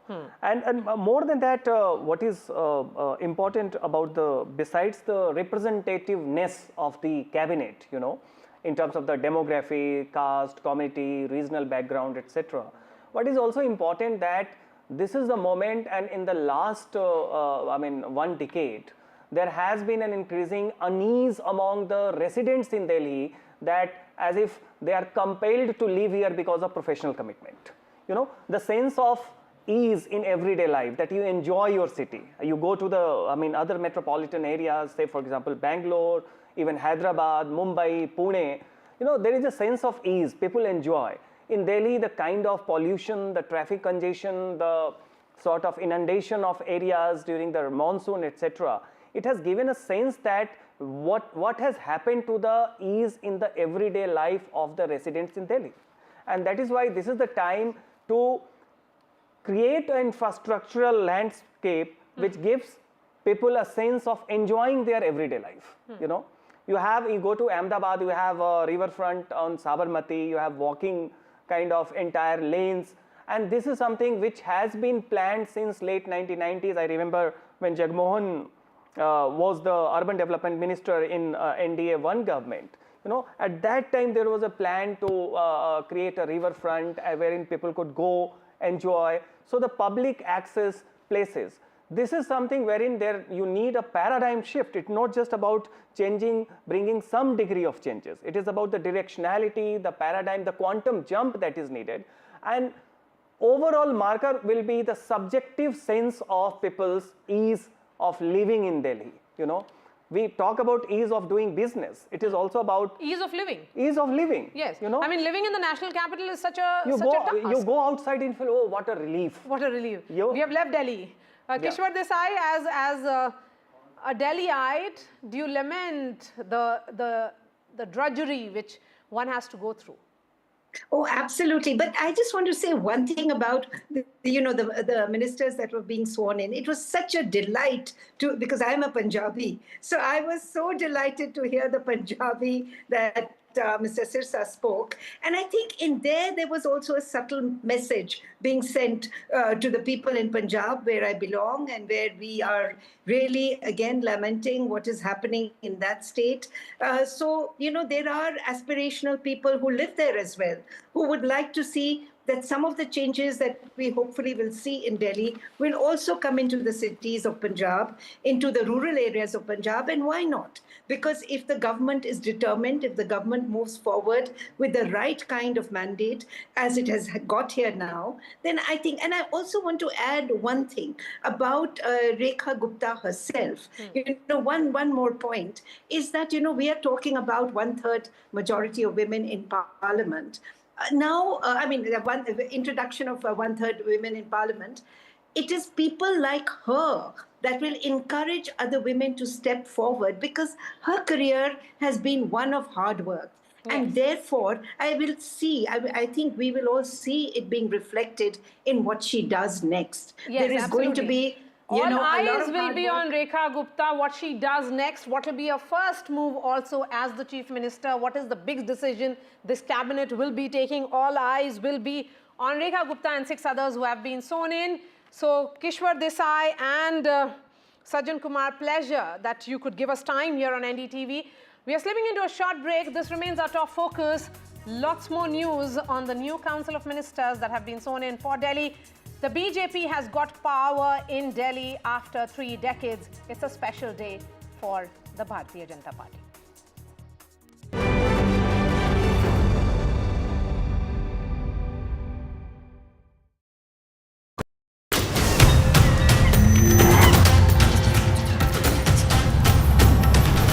Kumbh is the flow of the rivers, the direction of the stars, and the memory of the urn full of nectar.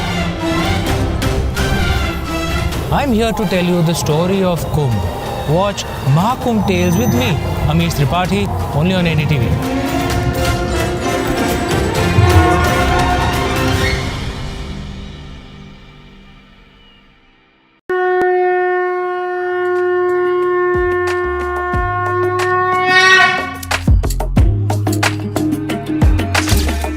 Mahakumbh, the festival of faith, the world's biggest spiritual festival, the divine dip at the spiritual Sangam, a sacred confluence of faith, culture and heritage. NDTV's mega coverage of the Mega Fest. NDTV at Mahakumbh 2025.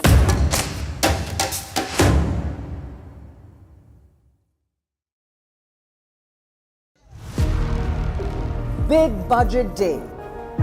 Big newsmakers on NDTV.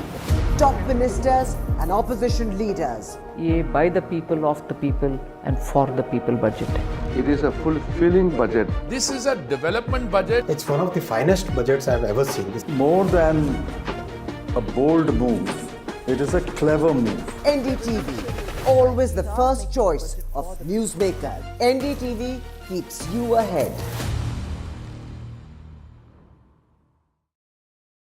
I've been reporting on all issues, big and small, from Andhra Pradesh, Telangana, rest of South India, bringing you all the action, all that you need to know, all that you want to know. The energy of Maximum City is infectious. I bring in that energy in our news coverage from financial capital Mumbai. Covering from the southernmost part of India over the last 23 years, I bring in-depth and 360-degree coverage from the Dravidian heartland. The land of Mishti is also known for its bitter politics. I have seen much water flow under the Howrah Bridge, covering Bengal in all its vivid colors.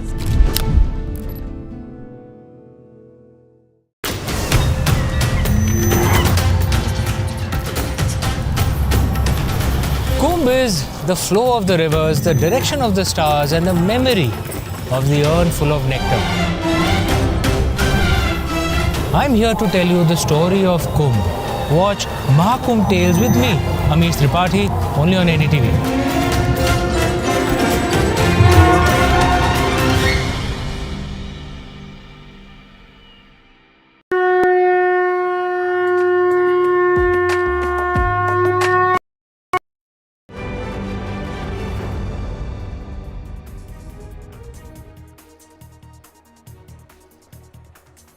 Rekha Gupta takes oath as Delhi Chief Minister. Fourth woman Chief Minister of the National Capital speaks to NDTV, says will ensure big Delhi overhaul.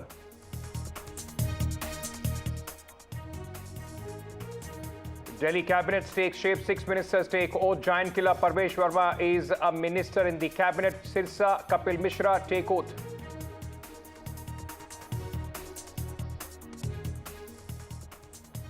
NDA show of strength in the national capital. BJP ends rout after nearly 3 decades. Prime Minister Modi, Amit Shah share stage with NDA leaders, chief ministers, deputy chief ministers, all present at the oath-taking ceremony.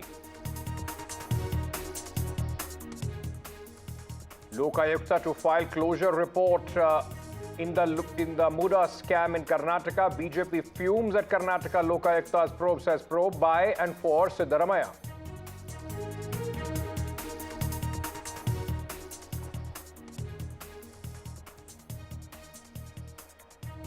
In Telangana, activists who took KCR to court murdered day before hearing in the corruption case. Police suspect land dispute led to the murder.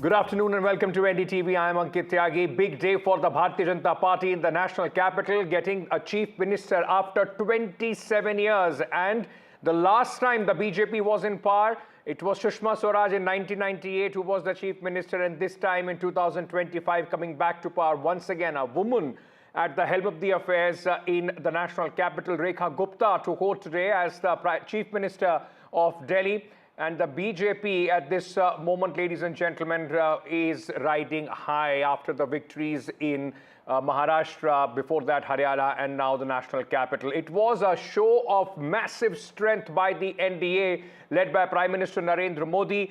Rekha Gupta, remember, is the first time BJP MLA, but has been a long, BJP, RSS activist, worker.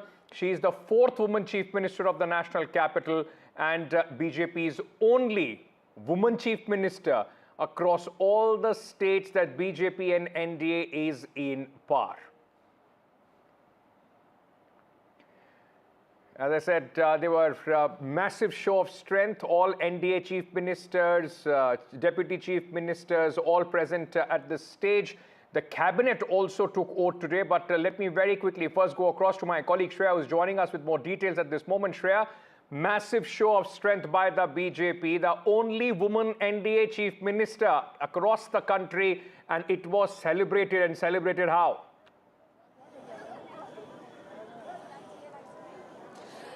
Well, absolutely, Ankit. We know that today we just saw mega celebration, mega oath-taking ceremony at the Ramlila Maidan. You can also see, you know, the large gathering of people who have come from all over the national capital to get a glimpse of the dignitaries who have arrived here, and have left right now. Rekha Gupta is the woman of the hour, of course, and it's a very strategic move to make her the chief minister. Especially, she will be against the leader of opposition, Atishi. And also considering the Delhi, the West Bengal Assembly elections in 2026, where there's a strong sitting CM Mamata Banerjee, it is a strategic move by BJP. She's a first-time MLA, but 2 times experienced councillor. Now let's hear from the people what are their expectations from the new BJP government. Sir, आपको क्या लगता है? Rekha Gupta ji CM बन चुकी है.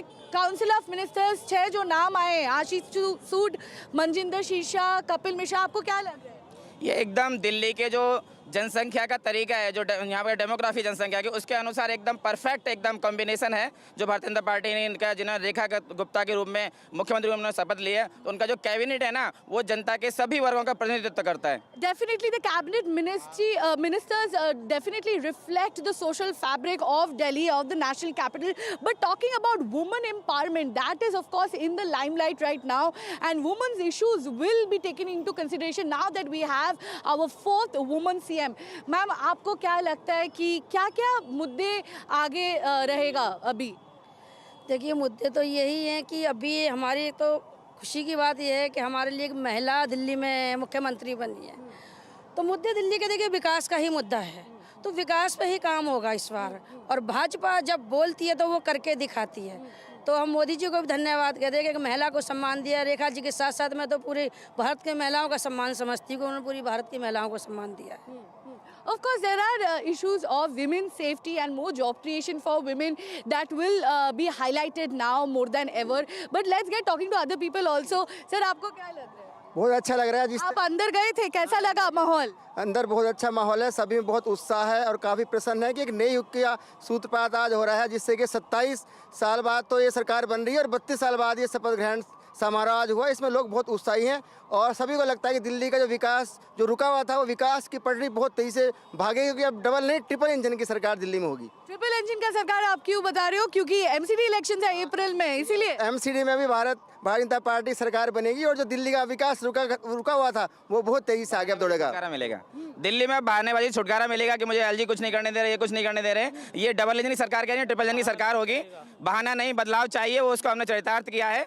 अभी जो महिला मुख्यमंत्री दिल्ली की बनेगी तो महिलाओं में कुछ अपनी विशेष समस्याएं होती हैं. एक दुआ है कि जाके पान फटी विवाही हो क्या जाने पीर पर आई. तो महिला होने के नाते महिला की पीड़ा को अच्छी तरह से समझेंगी और दिल्ली का विकास करेंगे. और 50% जनता जो महिला है ऑलरेडी दिल्ली के अंदर, उसको विशेष रूप से दिल्ली में फायदा होगा. What we'll do at this moment, we'll come back to you and try and get a sense of what others are saying at this moment. My colleagues Anushka and Tanushka both are with us as well. Let me first go across to Anushka. Anushka, you know, for the BJP, of course, a big day of celebrations. What is on the agenda as far as the new cabinet is concerned? What are they going to get cracking on? Well, certainly, Ankit, what we are seeing is that the BJP is about to make a comeback after 27 years. Now, we saw several of the SOPs that were in fact put in place for the women voters, and we are also seeing a woman chief minister who has taken oath in Delhi. I'll also show you that the whole street is in fact decorated, and they are in for several of the pamphlets that are welcoming this whole initiative, from the BJP. We did see that Rekha Gupta, who said that they will be first of all working upon the pollution issue. issue, the Yamuna pollution issue. Rekha Gupta also said that any of the corruption that happened during the Aam Aadmi party's regime, she will be in fact exposing all of those things. The CAG report will be in fact tabled, because we saw several of the times the BJP and the Aam Aadmi party coming coming together for a face-off regarding whole of these matters. Now we are seeing that after the BJP has taken oath, all of these agendas are on the top that the BJP will in fact be working upon. What we are seeing for today is that after the oath-taking ceremony, the first cabinet meeting will take place. After that, the whole cabinet will go to visit Yamuna Bank. Also, we are seeing that several of the people, because we also saw Yamuna being the center of the politics. Now, after winning, BJP has said that they will in fact be cleaning the Yamuna river, and they have also gone on as far as to say that they will be making a Yamuna river front in Delhi, like the BJP government did in Gujarat. We're also seeing several of the people quite excited about the fact that now, because we are seeing that Delhi has a habit of experimenting, and this is the first chief minister after 27 years from BJP, who is also a female face, is in fact promising to people that they will be in fact be working for the betterment of the society. We did manage to talk to several of the BJP leader, be it Yogendra Chandolia, be it Satish Upadhyay, be it several of the other leaders who said that they are in fact quite happy that a women's face has been given the opportunity, and they will be in fact working, because the BJP's agenda was not just making promises, but the BJP is known to take sankalp, and after the formation of the first cabinet, they will be working on all of these issues. Absolutely. We also saw the issues revolving around the Sheesh Mahal. Yeah, so there is going to be some sort of investigation as well. That is what the BJP has promised, and of course Delhi is looking forward to the kind of governance that the BJP is going to provide to the national capital. After such a long time, they have been given this opportunity. Tanushka, my colleague, is also with us at this moment. Tanushka, it was a big show of strength, isn't it, by the entire NDA, led by Prime Minister Narendra Modi himself, who was on the stage, met the various chief ministers, deputy chief ministers. But for the first time across almost 21 states that the BJP and the NDA governs now, a woman chief minister, a lot of significance being attached to that.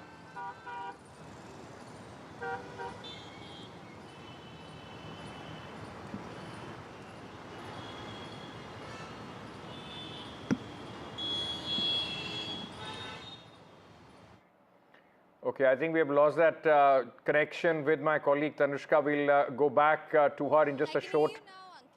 Tanushka, you can hear me? Go ahead, go ahead.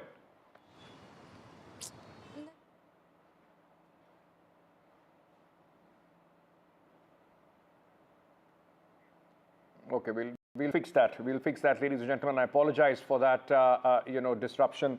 But let me go back to Shreya. A lot of BJP supporters behind her. Of course, they would be extremely happy and ecstatic about the fact that the BJP has been able to win.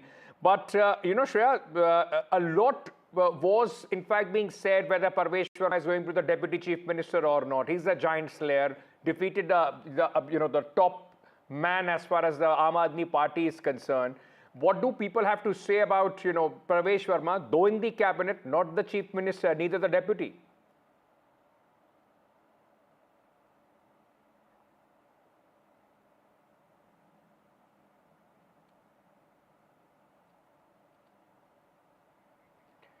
Okay, I apologize, ladies and gentlemen.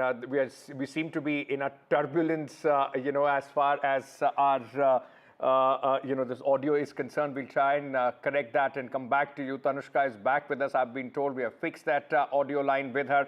Tanushka, I was asking you earlier that, a big show of strength by the NDA as well. Big messaging as well with the woman chief minister. Precisely, Ankit, in this sort of a decision also brings back, their entire election campaign focus on women voters.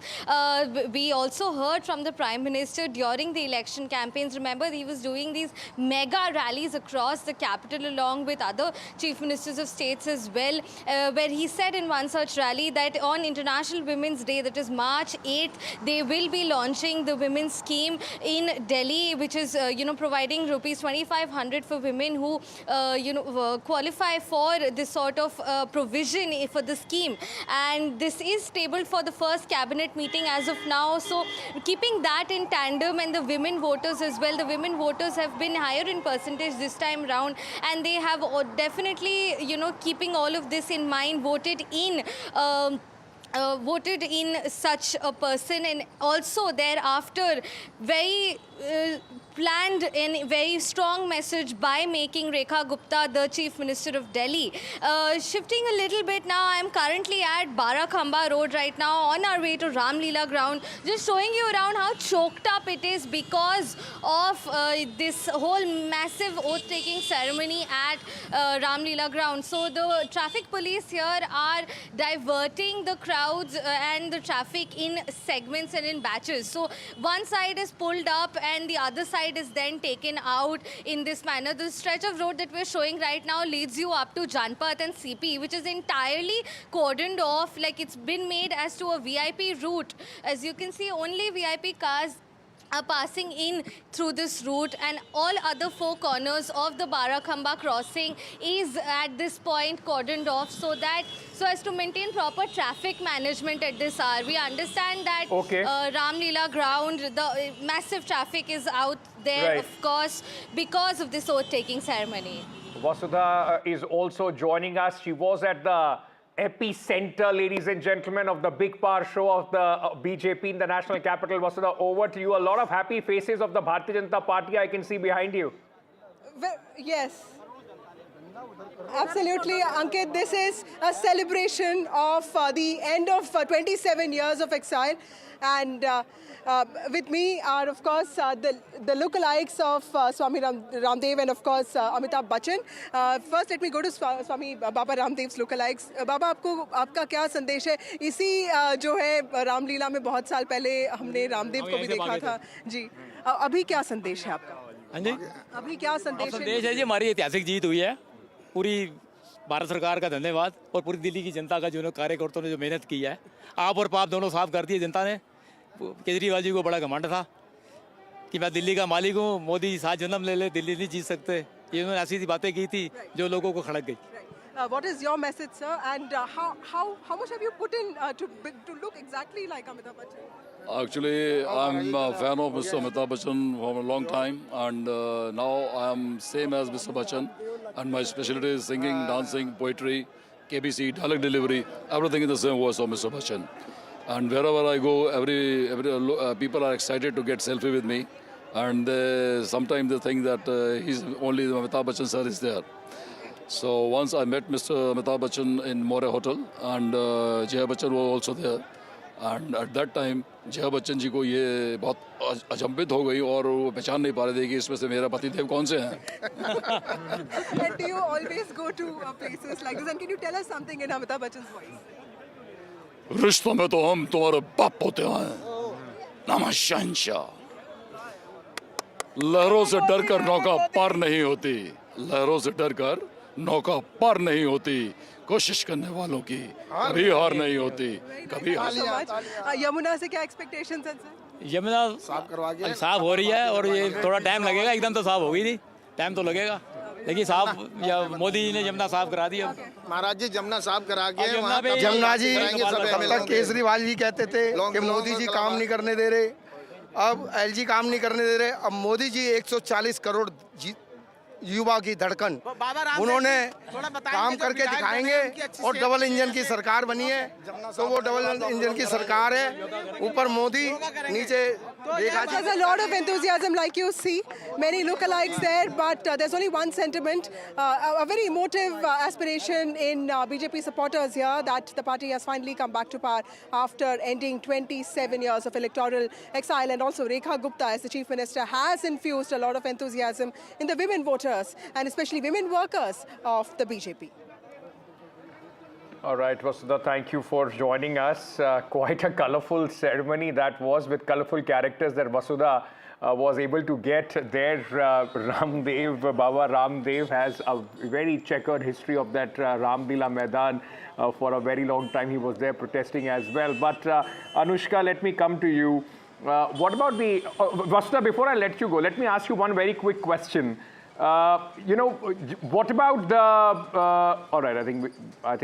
All right, Vasudha, we have lost Vasudha. But Anushka, let me ask you this: how are the supporters reacting to the cabinet that has been made in the national capital? There, on your screens, ladies and gentlemen, visuals a short while back, where in fact the top leaders of the NDA. Chandrababu Naidu, look at the way that he has been, in fact, was sitting right in the front row along with Amit Shah, the Home Minister Rajnath Singh, and also, ladies and gentlemen, that's Mr. JP Nadda, the BJP president, meeting leaders of the NDA and various ministers and chief ministers. You could also see Pawan Kalyan. And Chandrababu Naidu sitting right there also sends across a very important message, isn't it? Because you know, he is very important as far as this government is concerned. It's on the back of Chandrababu Naidu and Nitish Kumar that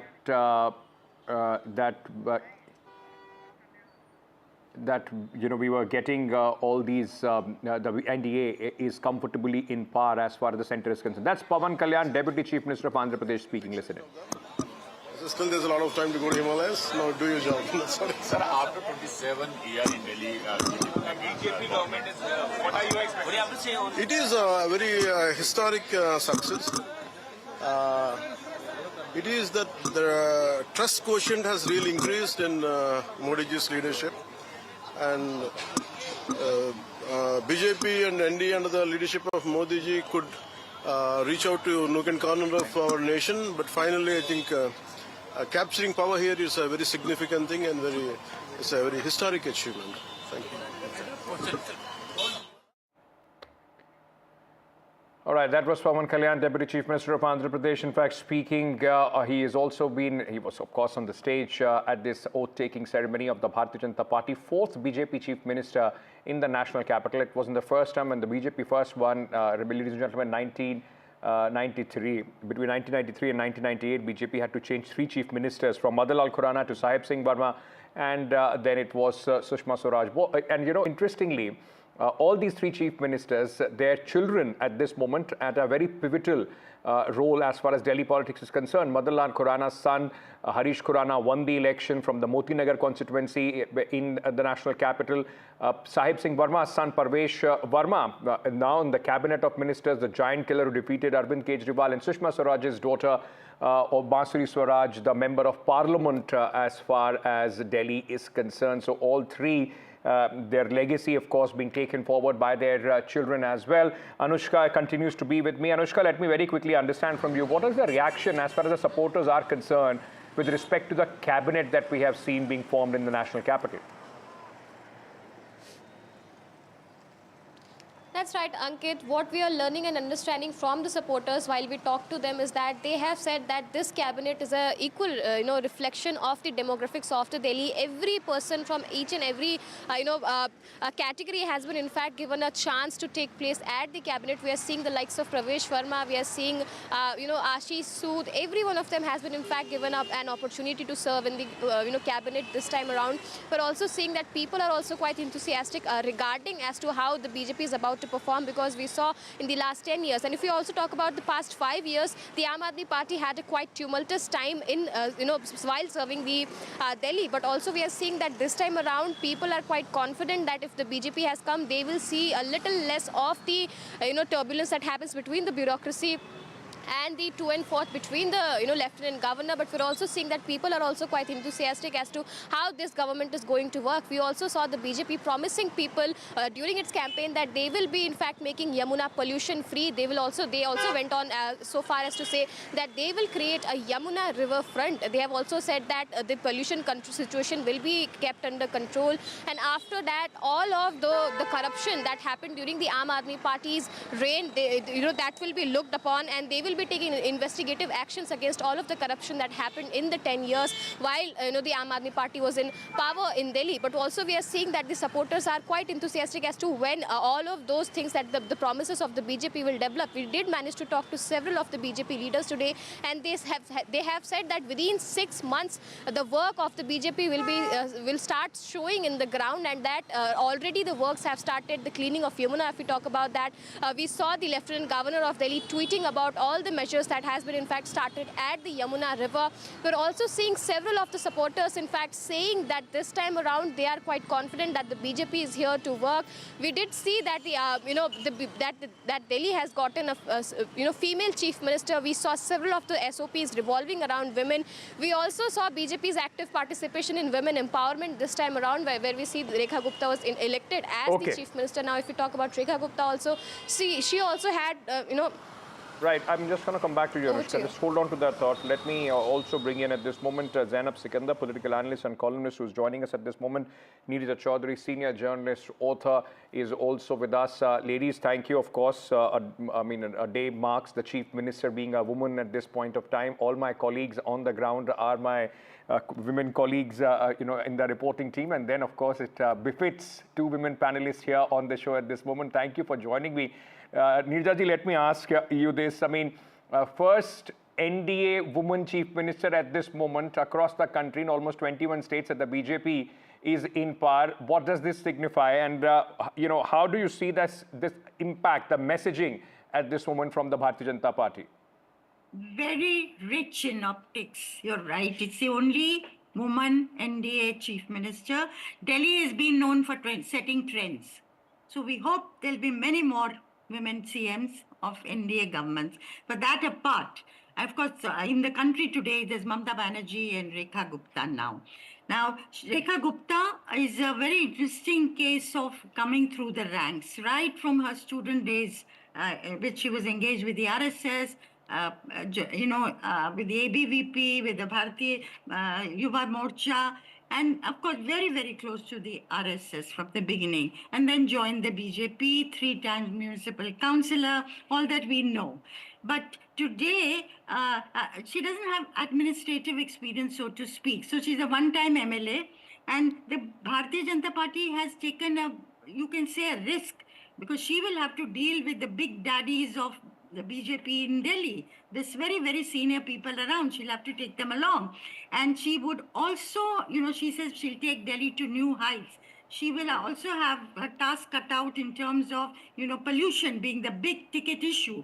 Air pollution as well as Yamuna pollution. It'll be easier to do an embankment of the kind that exists with Sabarmati. But to actually clean up the Yamuna water, actually deal with the pollution for 3 months every year, that is going to be a major, major thing. But, women often have been known to be, and women politicians also have been known to be more hardworking, more conscientious.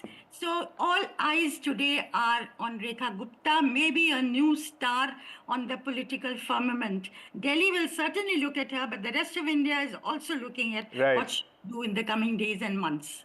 All right, let me also tell you these visuals which are coming in of the Bharatiya Janata Party celebration. That's Rajnath Singh, the Raksha Mantri, meeting the newly inducted cabinet as far as Delhi is concerned. But Zainab, what about Parvesh Verma, giant killer? Everybody was hoping that he is going to, in fact, be the chief minister, or at least that was the bets which were going around as far as the media and the circles are concerned. Being inducted in the cabinet, of course, being rewarded for the hard work that he has done, but not the deputy chief minister. Does that, in a way, what Neerja was saying, that Rekha Gupta would have to take along a lot of people, those who possibly have more administrative experience in that sense, have held more posts like MPs and have been more high profile in a sense? I completely agree with Neerja ji that Rekha Gupta ji will have a task cut out for herself in keeping, her house in order. She'll have to keep the entire BJP Delhi, machinery, well-oiled and keep everyone happy. But there is a huge thing that also factors in here, which is the big headquarters of BJP that has ensured that Rekha Gupta ji has taken this leadership role. The support that she has from RSS and the headquarters of BJP will, I think, douse any fires that could have ignited within the BJP Delhi state unit. I also would like to say that not only Parvesh Sharma ji is a big name, in the name of contenders. There was Vijender Gupta ji. This is his hat-trick win, in assembly elections, and he defeated Aam Aadmi Party in the heyday of Aam Aadmi Party in the last 2 terms. So Vijender Gupta ji was very big. Sood Saab was very big. There were big names all throughout. So Rekha Gupta ji has a lot of good team players to work with. She just has to know how to take them along and make them important in this, game of politics. But I feel because she was backed by the Sangh and, Modi ji and Amit Shah ji have proposed her name, she has all the support. And remember, Bharatiya Janata Party is a very well-oiled machine. The reason that they see so much success is because their organizational structure so far is foolproof. Right. They really respect their hierarchies, and I don't think nobody will try and override and step on shoes, because I know that that will be the end of their career in the current scenario and hierarchical structure of BJP. So I don't think anybody will have the guts to, have, too much of a problem with Rekha Gupta ji. I think she will do well. That's Mr. Manjinder Singh Sirsa, newly minted minister in the cabinet of Delhi, arriving. I think this is the Council of Ministers, the chief ministers in the Council of Ministers, the meeting which is taking place at the Imperial Hotel, where all the senior leaders of the BJP, the various chief ministers of the NDA are also meeting. But take a look, that's Mr. Sirsa. Quite a character, Mr. Sirsa, colorful character, if I may add. In fact, in the politics of Delhi, has been here for a very long time. From the SGPC, one point of time used to be with the Akali Dal, shifted over to the Bharatiya Janata Party, fought and won this election, and is now among the Council of Ministers. Shots from earlier when Rekha Gupta was sworn in as the Chief Minister of Delhi. But Nija, in terms of the workings of the government of Delhi, there is going to be a remarkable shift, and we've already seen that in the last 11 days, even without the Council of Ministers taking oath, a much more active bureaucracy working on, along with the LG, on the key pain points that Arvind Kejriwal and his government were put on the mat, like the cleaning of Jamuna, which already seems to be in full swing at this moment. It'll be very interesting, the LG's role. The LG played a very adversarial role with the Aam Aadmi Party. And that's why with the section of the Delhi public, the slogan of double engine did work this time, because they felt that if Kejriwal comes, तो हाथ पैर बांध दिए जाएंगे, कुछ करने नहीं देंगे, problem होगी बहुत.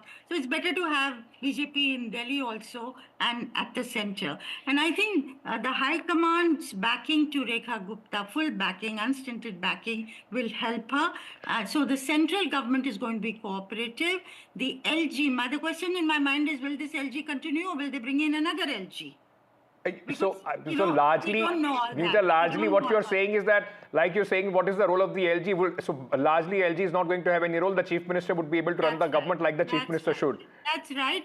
May have a role, LG, a tokenistic role. Therefore, do you need this LG or you use him elsewhere and bring in some? I don't know how they're going to be reacting, but those are questions that hang out there. But it'll be a very different kind of functioning of the government this time than was the case with the Aam Aadmi Party government. Zainab, a very interesting thing about Delhi always been that the party, and BJP was for almost 24 years, the party which ruled the MCD seldom had the opportunity to be at the center, at the Chief Minister's chair in the national capital. When BJP was in the MCD, it was Sheila Dikshit, and for 8 years, Arvind Kejriwal, right up to this, 2 years back, till the time Aam Aadmi Party won the election and they've lost the city of Delhi.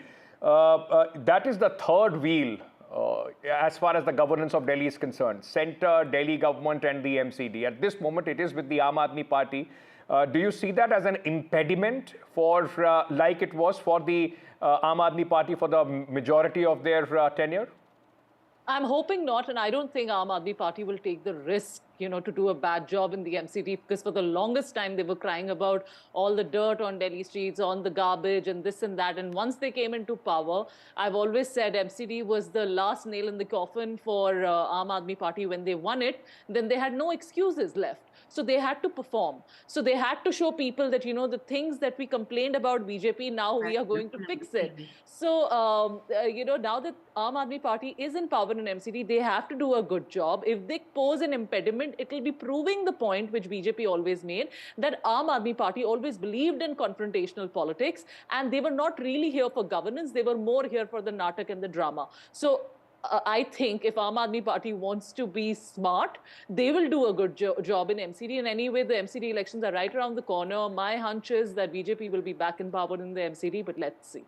So a triple engine sarkar, as far as Yes. the BJP has been saying, that is from double engine, they will want to add another engine. And with all those engines, Nija, coming in together, are we expecting the face of the Delhi to change? Like Sheila Dikshit, during her tenure, when at the center also there was the Congress, the UPA government, a lot happened in Delhi. A lot of people said the face of the Delhi was changed. Are we now once again going to see a similar kind of action when it comes to the BJP?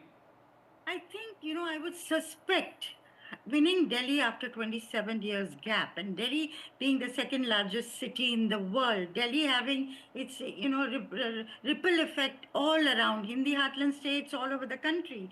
And, the world is sitting in Delhi watching what happens. I suspect the BJP will want to make Delhi a showpiece for the rest of India. And to do that, it'll have to do this pollution. It'll have to do the big ticket thing. Not, it's easier to do, as I say, create an embankment on the river Yamuna. People come there in the evening, but to actually deal with the water problem, to provide clean water to the citizens of Delhi, the residents of Delhi, and to have a pollution-free winter every year for Delhi. Those are the things that are going to speak to the rest of India and to the world. And I think if that will require a real determination, that will require maybe reaching out to other parties also. Of Yes. course, in the assembly, it will be very interesting to see a woman versus woman battle. You will see Rekha Gupta being held to account by an Atishi. Yes. So that also will be very interesting to Also, watch. I mean, though it's a big victory for the BJP, but it's not like a wipeout that the Aam Aadmi Party is That's used right. to in the assembly. 22 MLAs are not, usually the scenes that we saw, marshals picking up 3 or 4 or 8 BJP MLAs, those scenes will be interesting. On that note, Zainab, very quickly in the end, you were speaking about Vijender Gupta. Where do you see him fit? Do we see him as the speaker of the Delhi Assembly? Because he's been somebody who's been thrown out by the marshals a lot of time. Maybe he is itching to exercise that same thing for the Aam Aadmi Party MLAs now. Yes, hopefully. I know he was often thrown out of the assembly and it was quite unfair to him. But Aam Aadmi Party did everything that they could when they were in power. So I think now the Bharatiya Janata Party will really take on the reins and, prove that. And, you are right. The 22 number that is there in the Vidhan Sabha, the assembly, it's going to make a huge significance, which is also the reason why I think Rekha Gupta ji was picked as the chief minister, because she has such a clean slate behind her. Already on social media, you're seeing that, the opposition is trying to dig out, old videos of her, to show, her in a bad light, but there is nothing against her. So Okay. that's one of the reasons I feel that she was also picked over Parvesh Verma ji, because she doesn't have a nepotism tag behind her and she has no big controversies behind her. So, BJP can solely concentrate on working, and Okay. hopefully Vijender Gupta ji will be, spearheading and being the voice of BJP, in the assembly, and Okay. let's see how he will do this time. Nija, very quickly, just to conclude this, a word about the cabinet, then the pick for the cabinet. There is Parvesh Verma, Ashish Sood, and there is very interestingly, Mr. Sirsa, Kapil Mishra as well, somebody who came from the Aam Aadmi Party. But, many of these people are seen as the hard-line Hindutva leaders along with Parvesh Verma and Kapil Mishra as well. Is there a messaging there as well? I think the RSS has had a role in the formation of this government in Delhi. The RSS is back, after withholding themselves. This is an open secret in the Lok Sabha elections, which hurt the BJP. They came on full steam in Haryana and Maharashtra with this huge number of small group meetings that were held. And these states they won, and now Delhi also. Even in the selection of the Chief Minister Rekha Gupta, I think the RSS has played a pivotal role. So even in the Hindutva followers being given importance, but it's not just the Hindutva part. They represent different communities of Delhi. Okay. It's character of Delhi that's being reflected in the cabinet. Prime Minister, I'm sorry, Niraj, I'm just interrupting you here. The Prime Minister has tweeted after the oath-taking ceremony, and on X he has posted and said, congratulations to Shrimati Rekha Gupta ji on taking oath as Delhi's Chief Minister. She has risen from the grassroots, being active in campus politics, state organization, municipal administration, now MLA, as well as the Chief Minister. I'm confident She will work for Delhi's development with full vigor. My best wishes to her for a fruitful tenure is what the Prime Minister has said after the oath-taking ceremony. All right, exciting times for Delhi, ladies and gentlemen. All of us would be keeping a very, very close eye on what happens, because like Neerja and Zainab were pointing out, it's just not about the clean water, Yamuna and pollution. BJP has promised 100 units of free electricity, 2,500 rupees to the women. Everybody is waiting for that first sign in the cabinet so that women can start getting that. How will fiscal prudence allow all those things? That will be interesting to see in the next 5 years. Ladies, thank you for joining us at this moment. With that, we are slipping into a very short break. Coming back, stay tuned.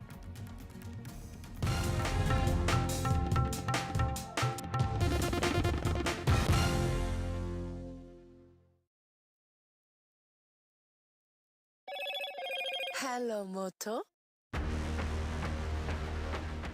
Motorola Edge 50 Pro, world's first AI-powered pro-grade camera.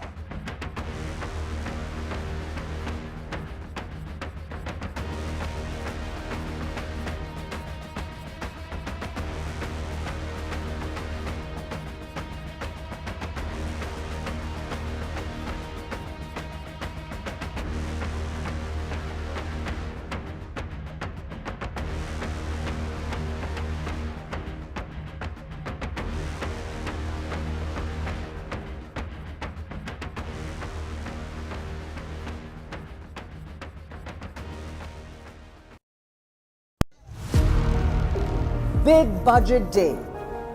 Big newsmakers on NDTV. Top ministers and opposition leaders. ये by the people, of the people and for the people budget. It is a fulfilling budget. This is a development budget. It's one of the finest budgets I've ever seen. More than a bold move, it is a clever move. NDTV, always the first choice of newsmakers. NDTV keeps you ahead. I've been reporting on all issues big and small from Andhra Pradesh, Telangana, rest of South India, bringing you all the action, all that you need to know, all that you want to know. The energy of Maximum City is infectious. I bring in that energy in our news coverage from financial capital Mumbai. Covering from the southernmost part of India over the last 23 years, I bring in-depth and 360-degree coverage from the Dravidian heartland. The land of Mishti is also known for its bitter politics. I have seen much water flow under the Howrah Bridge, covering Bengal in all its vivid colors.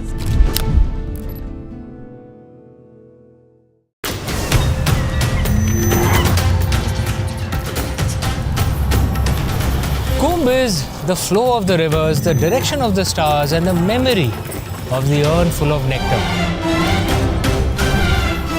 I'm here to tell you the story of Kumbh. Watch Mahakumbh Tales with me, Amish Tripathi, only on NDTV.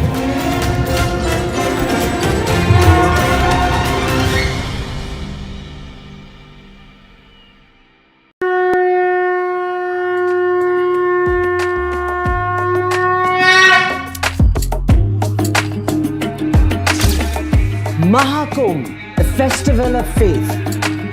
The world's biggest spiritual festival. The divine dip at the spiritual Sangam. A sacred confluence of faith, culture and heritage. NDTV's mega coverage of the Mega Fest. NDTV at Mahakumbh 2025.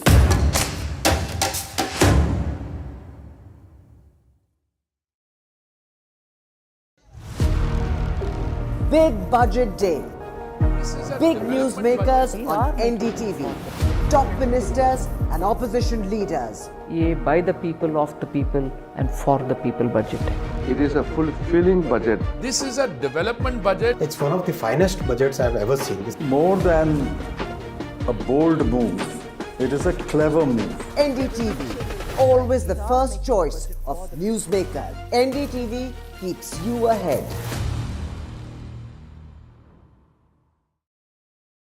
I've been reporting on all issues big and small from Andhra Pradesh, Telangana, rest of South India, bringing you all the action, all that you need to know, all that you want to know. The energy of Maximum City is infectious. I bring in that energy in our news coverage from financial capital Mumbai. Covering from the southernmost part of India over the last 23 years, I bring in-depth and 360-degree coverage from the Dravidian heartland. The land of Mishti is also known for its bitter politics. I have seen much water flow under the Howrah Bridge, covering Bengal in all its vivid colors.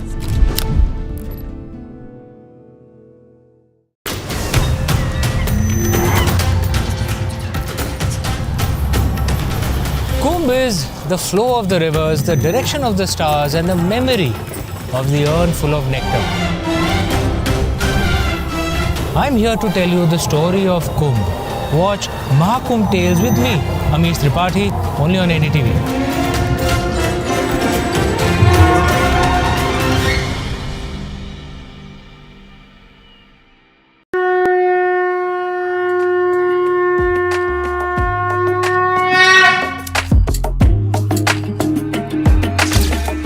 Mahakumbh, the festival of faith, the world's biggest spiritual festival, the divine dip at the spiritual Sangam,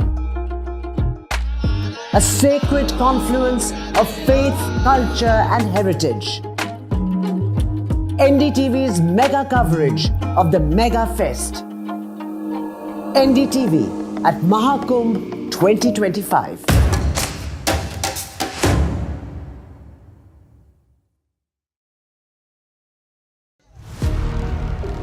Big Budget Day.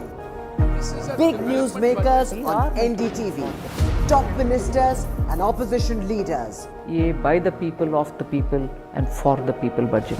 It is a fulfilling budget. This is a development budget. It's one of the finest budgets I've ever seen. More than a bold move, it is a clever move. NDTV, always the first choice of newsmakers. NDTV keeps you ahead. I've been reporting on all issues big and small from Andhra Pradesh, Telangana, rest of South India, bringing you all the action, all that you need to know, all that you want to know.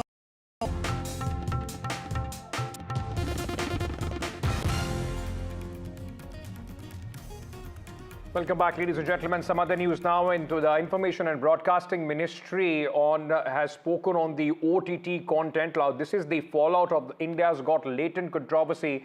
Now, the advisory speaks about all the online content to adhere to code of ethics, stricter age-based classification.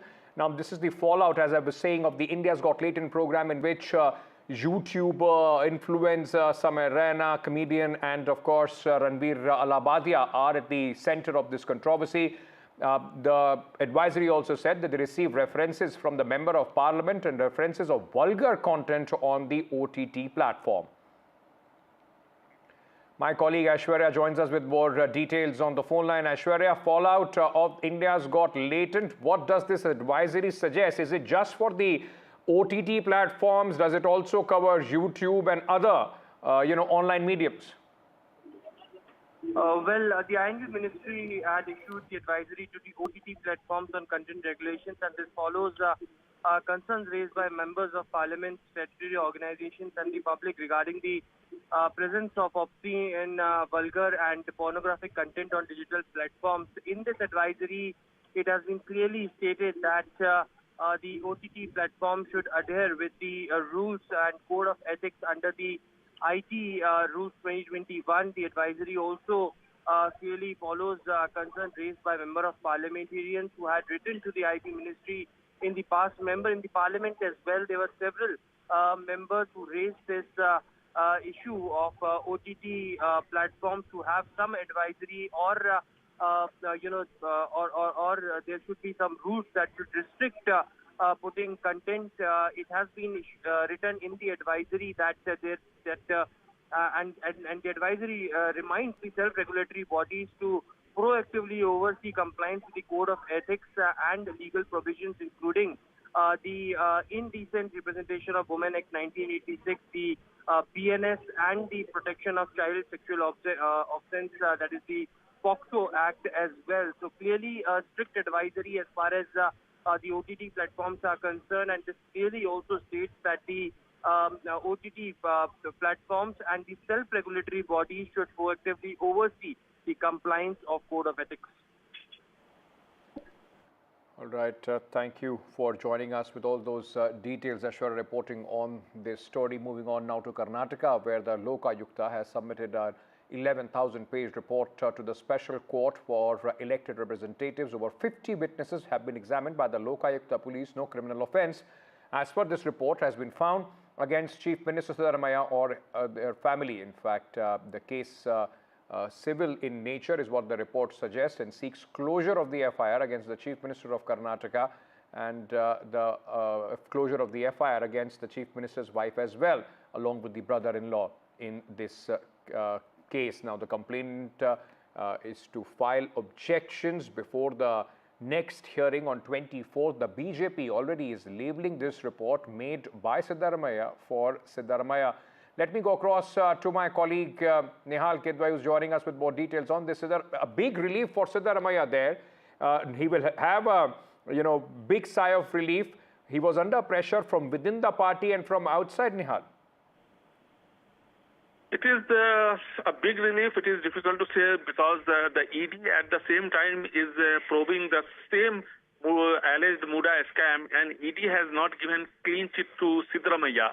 Though the Lokayukta reports to the Chief Secretary of the State and Chief Secretary reports to the Chief Minister, that's why it is being alleged that the probe of Lokayukta is being questioned. But now we have to see that the Karnataka High Court, what steps they are going to take in future, because recently the Karnataka High Court, when it was approached by one of the complainants, the whistleblower S.M. Krishna, and he wanted the CBI probe, the High Court had said that the Lokayukta probe is going in the right direction and let it happen. And the sanction against prosecution against Siddaramaiah was granted by Governor Thawar-Chand Gehlot, and he also wanted a probe to be conducted. So one part is complete. Now we have to wait and watch what the ED says about it. ED has so far not questioned Siddaramaiah, nor did the ED grant any relief to Siddaramaiah. So the ED report will be crucial, but here, yes, relief is there for Siddaramaiah, but the final call has to be taken by now the ED. The Lokayukta has said that there is the lack of evidence is there, and in such a situation, it is not possible to carry forward the investigation and take it as a criminal case. Thank you, Nihal, for joining us with all those details. Moving from Karnataka to Telangana, where a man who had filed a petition against former Telangana Chief Minister K. Chandrasekhar Rao and others, accusing them of corruption in the construction of the Meri Gada barrage, was found brutally murdered. Now, 50-year-old Raja Lingamurthy was stabbed to death by unidentified assailants. He had earlier filed a complaint in October 2023 in the court seeking registration of FIR against KCR and others due to the structural irregularities of the barrage. Now, remember, this the police has been saying that this is related to some land dispute, but it has raised a lot of eyebrows as far as Telangana is concerned. My colleague Uma Sudhir with us with more details on this. Uma, because he was some sort of a whistleblower, this is, of course, generating a political heat as well. Absolutely. Three reasons why it was generating political heat. One, of course, because he was the prime complainant in the Medigada barrage pier collapse case, in which Mr. KCR, Harish Rao and several officers were also named as accused, and that case was to come up for hearing today. Second, that his wife, Sarla, who used and then joined the Congress, she has named KTR, and she says that KTR's follower is Gandra Venkatramana Reddy, who was the former MLA of the Bhupalpalli area where the Murthy was living, Rajalinga Murthy was living, and she says that his follower is somebody called Hari Babu, and she's named 2-3 other names, and she says they had in fact threatened him and offered him 10 lakh rupees, and she also says that they had asked him to withdraw the case and threatened him, and that's what he had told her 10 days ago. I did try to ask the police whether they're having any leads. The SP who I spoke with told us that that within 24 hours they'll solve the case, and right now I'm not willing to even reveal whether there are CCTV footage that they have got of the assailants who came and stabbed him multiple times and grievously injured him in the head as well as body, and subsequently he died on way to hospital itself and declared dead when brought to hospital. The Congress on its part, Adanki Dayakar, the Congress leader, has in fact directly linked the murder of Rajalinga Murthy to the case that has been filed in the Medigada Barrage collapse case, and he's saying that very clear links are visible about this. So this is certainly becoming something that the BRS is having to defend. Thank you for joining us with all those details. With that, we are slipping into a very short break. News and updates will continue here on NDTV. Stay tuned.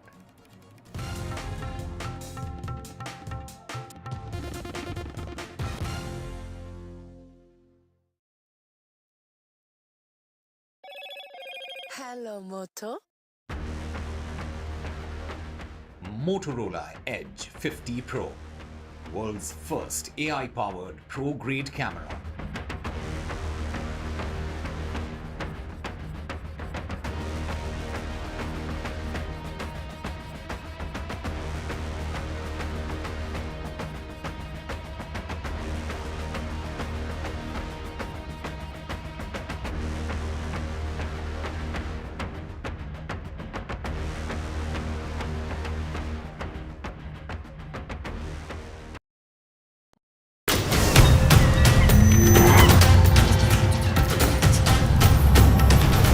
Kumbh is the flow of the rivers, the direction of the stars, and the memory of the urn full of nectar. I'm here to tell you the story of Kumbh. Watch Mahakumbh Tales with me, Amish Tripathi, only on NDTV.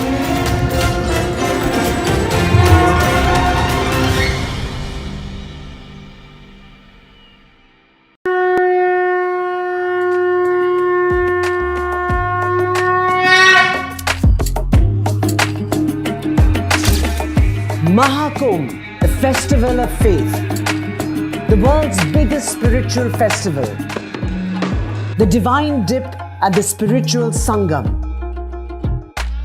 a sacred confluence of faith, culture and heritage. NDTV's mega coverage of the Mega Fest. NDTV at Mahakumbh 2025.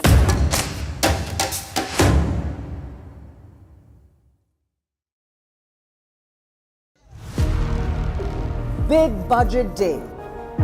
Big newsmakers on NDTV. Top ministers and opposition leaders. ये by the people, of the people and for the people budget. It is a fulfilling budget. This is a development budget. It's one of the finest budgets I've ever seen. More than a bold move, it is a clever move. NDTV, always the first choice of newsmakers. NDTV keeps you ahead. I've been reporting on all issues big and small from Andhra Pradesh, Telangana, rest of South India, bringing you all the action, all that you need to know, all that you want to know. The energy of Maximum City is infectious. I bring in that energy in our news coverage from financial capital Mumbai. Covering from the southernmost part of India over the last 23 years, I bring in-depth and 360-degree coverage from the Dravidian heartland. The land of Mishti is also known for its bitter politics. I have seen much water flow under the Howrah Bridge, covering Bengal in all its vivid colors.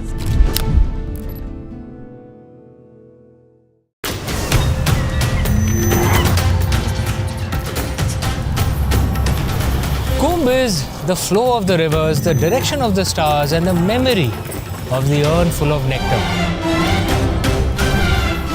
I'm here to tell you the story of Kumbh. Watch Mahakumbh Tales with me, Amish Tripathi, only on NDTV.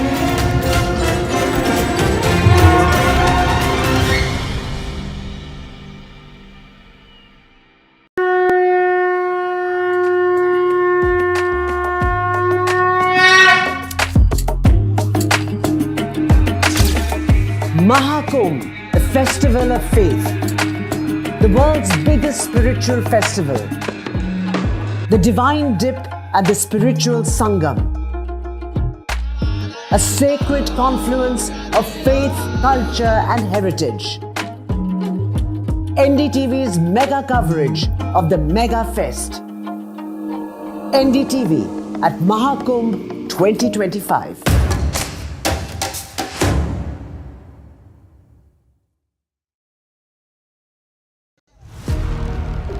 Big Budget Day. Big newsmakers on NDTV. Top ministers and opposition leaders. ये by the people, of the people and for the people budget. It is a fulfilling budget. This is a development budget. It's one of the finest budgets I've ever seen. More than a bold move, it is a clever move. NDTV, always the first choice of newsmaker. NDTV keeps you ahead.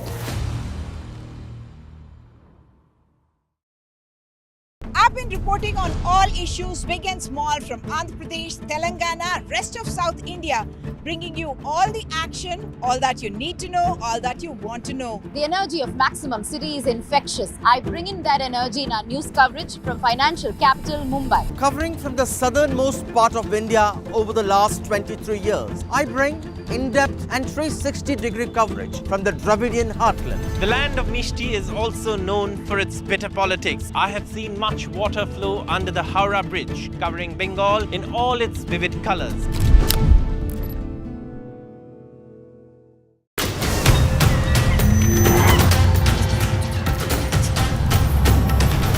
Kumbh is the flow of the rivers, the direction of the stars, and the memory of the urn full of nectar. I'm here to tell you the story of Kumbh. Watch Mahakumbh Tales with me, Amish Tripathi, only on NDTV.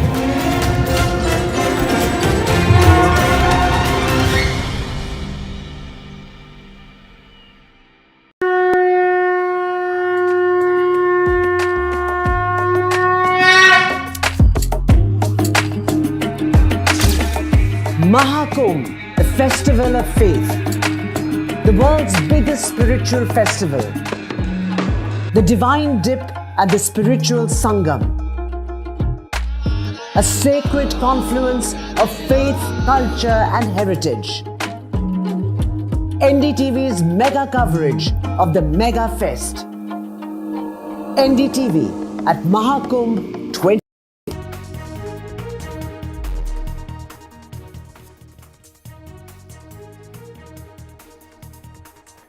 Rekha Gupta takes oath as Delhi Chief Minister, fourth woman Chief Minister of the national capital, speaks to NDTV, says will ensure big Delhi overhaul. Delhi cabinet takes shape, 6 ministers take oath along with Rekha Gupta. Giant killer Parvesh Verma is a minister, so is Sirsa and Kapil Mishra.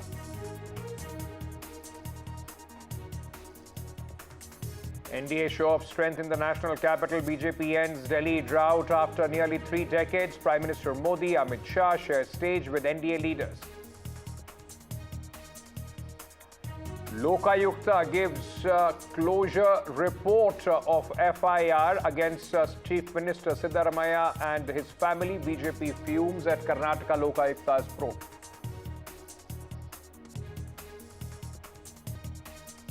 MPs push for more regulations on OTT. Government issues advisory for the platforms as needs stricter age-based controls.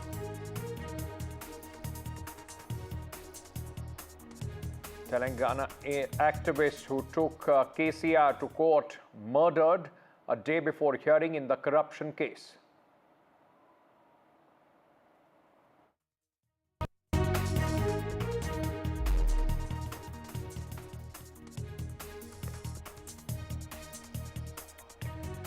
Hello ladies and gentlemen, welcome to NDTV. I am Ankit Tyagi. Rekha Gupta is the new Chief Minister of Delhi as she took oath along with 6 of her colleagues to form the cabinet of the national capital. This is the first time, remember ladies and gentlemen, all right, we are shifting to these pictures which are coming in at this moment from the Imperial Hotel where Prime Minister Modi is meeting the BJP and NDA chief ministers and other leaders, National Democratic Alliance, with the big picture of Prime Minister Narendra Modi, and you will see Chandrababu Naidu prominently standing next to him. So is JP Nadda, Amit Shah, Pawan Kalyan, Raksha Mantri Rajnath Singh. Rekha Gupta, the newly elected Chief Minister of Delhi, is also in this meeting of the Chief Ministers of the NDA. Now, 21 states in the country are ruled by the BJP and NDA governments across the country.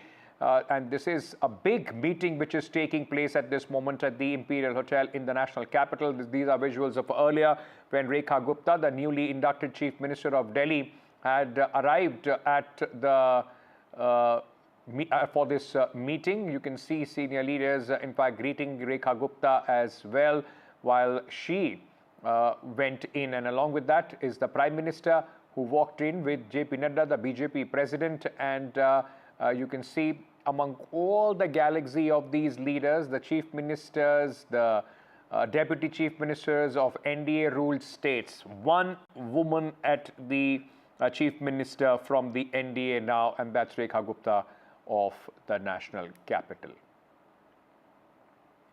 Diya Kumari, Deputy Chief Minister of Rajasthan, the other woman as far as these leaders are concerned. And ladies and gentlemen, today, of course, a big meeting of the NDA where all the CMs, deputy CMs are meeting the Prime Minister. My colleague Tanushka and Shreya are joining us at this moment. Tanushka, coming to you first. Big meeting of the NDA at this moment. What's on the agenda? Precisely, Ankit, the NDA meeting is ongoing right now, and as you mentioned, all the top leaders and the top brass, the Chief Minister who's just been sworn in, and the Council of Ministers as well, all of them are present at this meeting. And the agenda seems to be likely, of course, like before leaving the Ram Leela ground, all of them, whoever spoke to the media, Parvesh Sahib, Verma, even Rekha Gupta said that the agenda is going to be looking forward onto development in Delhi and the years ahead. Each one in their campaigns as well have spoken about working on education, be it women's health, be it the civic and sanitation issues around the capital, even road safety, women's safety. Law and order has also been a major concern. Yesterday as well, when I was speaking to Rekha Gupta, she comes from very early on politics. She was an ABVP member, and then she was the DUSU president as well. So she did stress upon, education as well, and how education needs to be amped up, and the schools right from the beginning need to be revamped completely, and there needs to be a restructuring with respect to that. We also understand with respect to the schemes, the Mahila scheme that the BJP is focused on this time round, the rupees 2,500 that they've promised to get implemented, this scheme by March 8th will also happen in the first cabinet meeting, so we can expect discussions around this as well. Health is also another major concern. We do know that the scheme, the Ayushman Bharat scheme, which was there was huge hue and cry about it not being implemented in Delhi. Right. It will finally be implemented, so this should also be one of the topics of conversation therein. Okay, double engine Sarkar in the national capital now. BJP at the center, BJP at the helm of affairs in Delhi as well. Visuals that we were speaking about, describing them earlier, the NDA meeting taking place in the national capital at the Imperial Hotel, where the Prime Minister, the Home Minister, BJP President JP Nadda, Raksha Mantri Rajnath Singh, along with the ministers, chief ministers, deputy chief ministers of the NDA ruled states are invited to exchange notes, adding Rekha Gupta to the mix as well. Very quickly, let me go across to Shreya as well, who is joining us from the national capital. Shreya, 6 ministers have taken oath along with Rekha Verma, but interestingly, no deputy chief minister. So message very clear, she's the boss, and then of course follows the 6 ministers, Mr. Sirsa, Parvesh Verma, also Kapil Mishra, who has some administrative experience with Arvind Kejriwal. That's right, Ankit. We know that the woman of the hour is, of course, Rekha Gupta, first-time MLA, two times councillor. And although people were speculating that Parvesh Verma would be the next CM because of his Jat identity and also because he won from the New Delhi constituency seat, which saw the likes of Sheila Dikshit and Arvind Kejriwal, former chief ministers of Delhi. But Rekha Gupta is the main boss right now. And let me hear from the people here. Sir, you have seen several governments in the last couple of years. You're born and brought up in Delhi, lived almost 70 years here. So what do you think? Do you think Rekha Gupta will be able to match up to the former charismatic CMs of our national capital? Or do you think she will just be a rubber stamp CM? Although straight away I won't call her a rubber stamp CM because we haven't seen her performance yet. But one thing positive I see on this aspect is that she being a woman who has an inbuilt character called compassion. So she'll be more justifiable, she will be honest. That's the image I have about her credentials. I checked her background also. So And also she has been someone who has been, a complete loyalist, RSS loyalist from the very outset. But, there has been this speculation that Parvesh Verma could have been the chief minister. And now we see that there is no deputy chief minister's name that has been revealed. So clearly that Rekha Gupta is the main boss. Why do you think that strategy was taken by BJP? What do you think? See, Parvesh Verma, although he represents the outer Delhi circle, Kisan sector of the society, but with women candidate, which was from the beginning Modi ji's dream to bring a women candidate, but there is no controversy. In real character, there is a kind of a egoistic approach is there. And also Rekha Gupta, she belongs to the traders community, the Vaishya community, which is also a major BJP's stronghold, vote bank. Yeah, even in Baniya community, what I would say, like it was a competition, say, between Mr. Vijay Goyal and Dr. Harshvardhan. Both of them are coming from the same caste, right? But this being a lady, although representing Baniya Biradari, but being a women candidate, there's very less chances of having any kind of rift with anybody. We need someone who will be able to, unite people and work in tandem with the LG and the Prime Minister. So you're a veteran doctor yourself. Ayushman Bharat scheme is being talked about time and again by BJP. They are planning to implement it soon. How important do you think that is? And also the whole pollution thing, because we have seen under Aam Aadmi Party's governance, environmental governance had taken a backseat, be it the air pollution and the Yamuna pollution. How important do you think these two issues are? See, not only that. The thing is, I'm not a veterinary doctor, I'm an Ayurvedic doctor.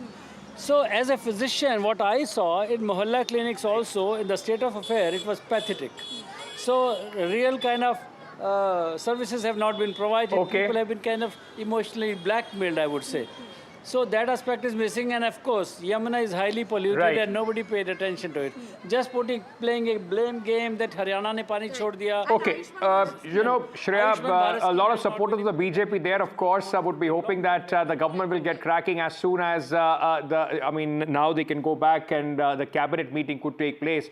Remember, there are a lot of promises the BJP has made. It's just not about pollution and Yamuna River. 2,500 rupees to the women was the promise of the BJP, which they said on 8th March people are going to get, the women of Delhi are going to get. Then, of course, the promises of 300 units of free electricity, 500 rupees cylinder, a lot that the BJP government will have to, in fact, roll out as soon as they take over. Thank you, ladies, for joining me at this moment. But moving on, ladies and gentlemen, Prime Minister, after the oath-taking ceremony of Rekha Gupta, in fact, also congratulated her by a post on X, and the Prime Minister said, congratulations to Shrimati Rekha Gupta ji on taking oath as the Chief Minister of Delhi. She has risen from the grassroots, being active in campus politics, state organization, municipal administration, and now MLA, as well as the Chief Minister. I am confident she will work for Delhi's development with full vigor. My best wishes to her for a fruitful tenure.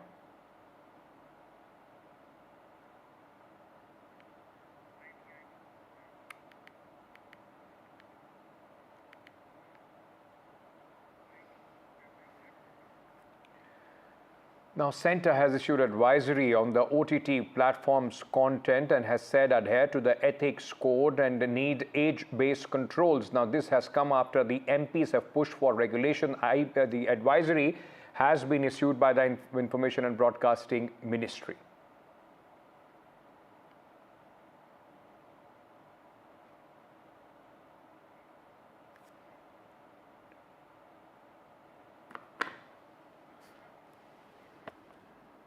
All right, this advisory has, remember, it's a fallout of India's Got Latent show where Samay Raina and Ranveer Alabadia both at the center of this controversy, and now the Information and Broadcasting Ministry has intervened and has sent an advisory to the OTT platforms at this moment.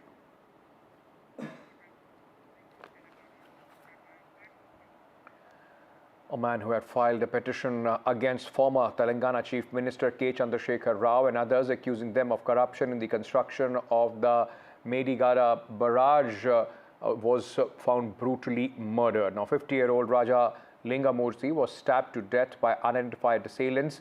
He had earlier filed a complaint in October 2023 in the court seeking registration of an FIR against KCR and others due to structural irregularities of the barrage.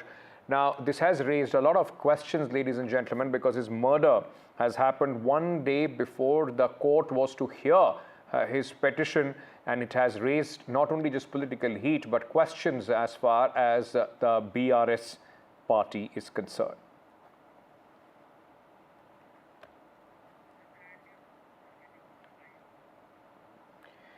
Now, there are, of course, the timing is suspect. Questions being asked how a day before this case was to be heard, that this man has been found brutally murdered, who had raised a complaint against the former chief minister and some other people.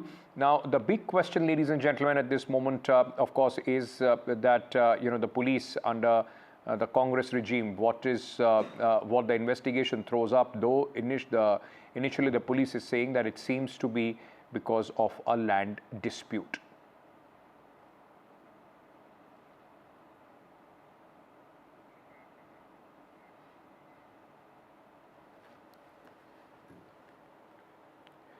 So, ladies and gentlemen, at this moment, what we know is that this man was found murdered under suspicious circumstances a day before hearing in the complaint that he has made in the court was in fact to begin, and at this moment there is a lot of questions that are being raised on the BRS.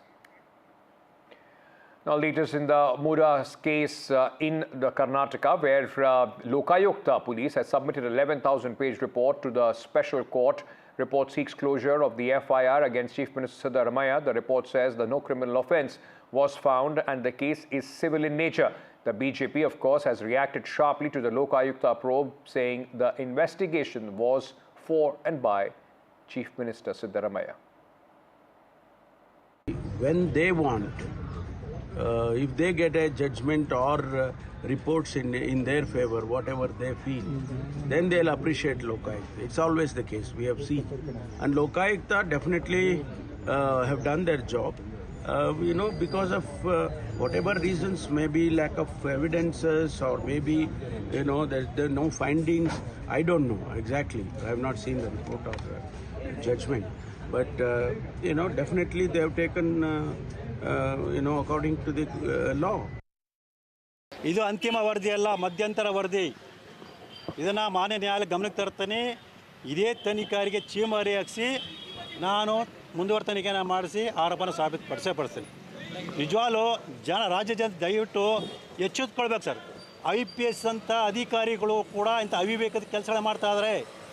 ನಿಮಗೆ ಮೋಸ ಮಾಡ್ತಾ ಇದ್ದಾರೆ. ಸತ್ಯಮೇವ ಜಯತೆ ಅಂತೇಳಿ ಸಮವಸ್ತ್ರ ಧರಿಸ್ಕೊಂಡು ಸತ್ಯಕ್ಕೆ ವಂಚನೆ ಮಾಡ್ತಾ ಇದ್ದಾರೆ. Let me go across to my colleague Nehal Kidwai, who is joining us with more details at this moment. Nehal, the Chief Minister getting some sort of relief, though the case, as you were telling us earlier, ED also in fact investigating this case. Now, what happens from here on?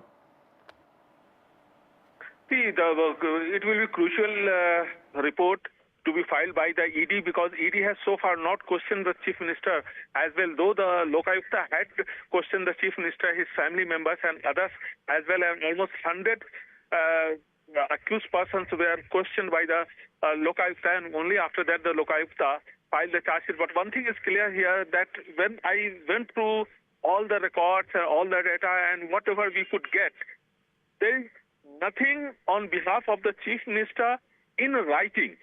This is what the Chief Minister was also saying. I'm not endorsing his statement, but what I have also seen through the pages, that during this time, nothing was given in black and white. There is no call recording. And here, Chief Minister has got the edge. That is why the Lokayukta has said, the Lokayukta police, I mean to say, that there is lack of evidence. That's why they are unable to carry forward the investigation. And here, the Chief Minister has got the advantage. This, it may be called a clean sheet, or it may be called the lack of evidence, what the Lokayukta has said. So now we have to see that how does this ED get more information, collect more evidences, and how do they proceed? That will be important. So one of the whistleblowers, SMA Krishna, had approached the Karnataka High Court as well and requested for the CBI probe, but the Karnataka High Court had said that they are happy with the investigation of the Lokayukta. So now still that action is open. So we have to see how does the court react once it is filed on the 24th, once it is taken up for hearing on 24th of this month by the People's Representative Court here in Bangalore. And after that, what course of action is going to be taken, that will also be important. But at the same time, the report of the ED will be more important, and we have to wait and watch. All right, thank you for joining us with all those details. Revisiting the story which we were talking about earlier, the centre's advisory on the OTT platforms, asking them to adhere to the ethics code. Aishwarya, my colleague, is with us at this moment. Aishwarya, what happens from here on, and does this also entail platforms like YouTube, Instagram and others? Regarding all the OTT platforms, social networking websites as well, and the Ministry of Information has directed, Information Broadcasting has directed the OTT platforms to strictly follow content classification rules, implementation of the parental locks for adult-related content, and ensure access control for prevent minors from viewing inappropriate material.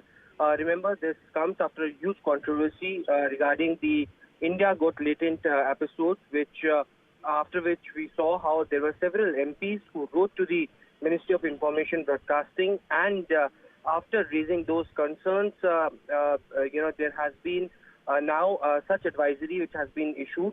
It has been also mentioned in this advisory that platforms must not transmit content prohibited by law and should exercise caution while showing the sensitive topics to prevent violations. And there are self-regulatory bodies also for the OTT that should oversee the compliance with the code of ethics. Aishwarya, many are seeing this as a fallout, of course, of the India's Got Latent controversy. What's the government doing as far as such shows are concerned with respect to the ones which are behind a paywall on the YouTube, like in the case of India's Got Latent? Well, the sources within the Ministry of Information and Broadcasting and in several, on-record and off-record briefings as well of Ashwini Vaishnav, who is the Union Minister concerned for the Ministry of Information and Broadcasting, he had clearly stated that there would be strict guidelines that would be soon coming out. And also, as far as the bill for having strict norms for the OTT platforms are concerned, that will also be brought up. Remember, there were many private bills that the MPs had put out on the floor of the House as far as the proceedings of Lok Sabha and Rajya Sabha are concerned. And the government has clearly stated that they are very sensitive towards this topic, and there would be fresh rules and regulations and the advisories that would be out soon. And now a fresh advisory is what we are witnessing as far as the information broadcasting ministry is concerned, the regulatory bodies had been clearly stated by the ministry to follow the strict rules. And remember, the advisory also follows concern raised by Member of Parliament and statutory organizations and the public regarding the presence of obscene, vulgar, pornographic content on the digital platform. Of course, this is a fallout of the entire controversy regarding India's Got Talent, after which there were several episodes on YouTube that was deleted. But post that, now the government also very strict on bringing norms and rules and regulations for the OTT platforms. Thank you for joining us with all those details. All right, there is a massive fire which has been reported from a food manufacturing company in Thiruvallur in Tamil Nadu. Despite efforts by employees to control it, the fire very quickly spread, engulfing the entire building. The fire also spread to adjoining school. The children from the school were evacuated safely. Authorities say that the fire has not been brought under control. These are visuals of a short while back where massive, clouds of smoke that you can see because of this raging fire. Sam Daniel, my colleague, joins us with more details at this moment. Sam, what is the latest as far as this fire is concerned? And very dangerous that the school was right next to this factory. Ankit, the fire is still raging, but authorities say it's under control. The fire started at Alia Chemicals that manufactures thinner, and this at one point spread to the adjoining school, where we understand it set up in flames, cycles parked there. The children in that school, what we understand as Mangalam School, have been evacuated. Nobody has been injured, nobody is trapped. But 7 fire tenders from different parts of the city in and around Chennai have rushed there, and firefighters are doing their job. It's under control. Fire authorities say in a few hours they'll be able to complete the protocol and extinguish the fire completely. Earlier there was concerns about the safety of students, but authorities saying all the children are safe now. Ankit.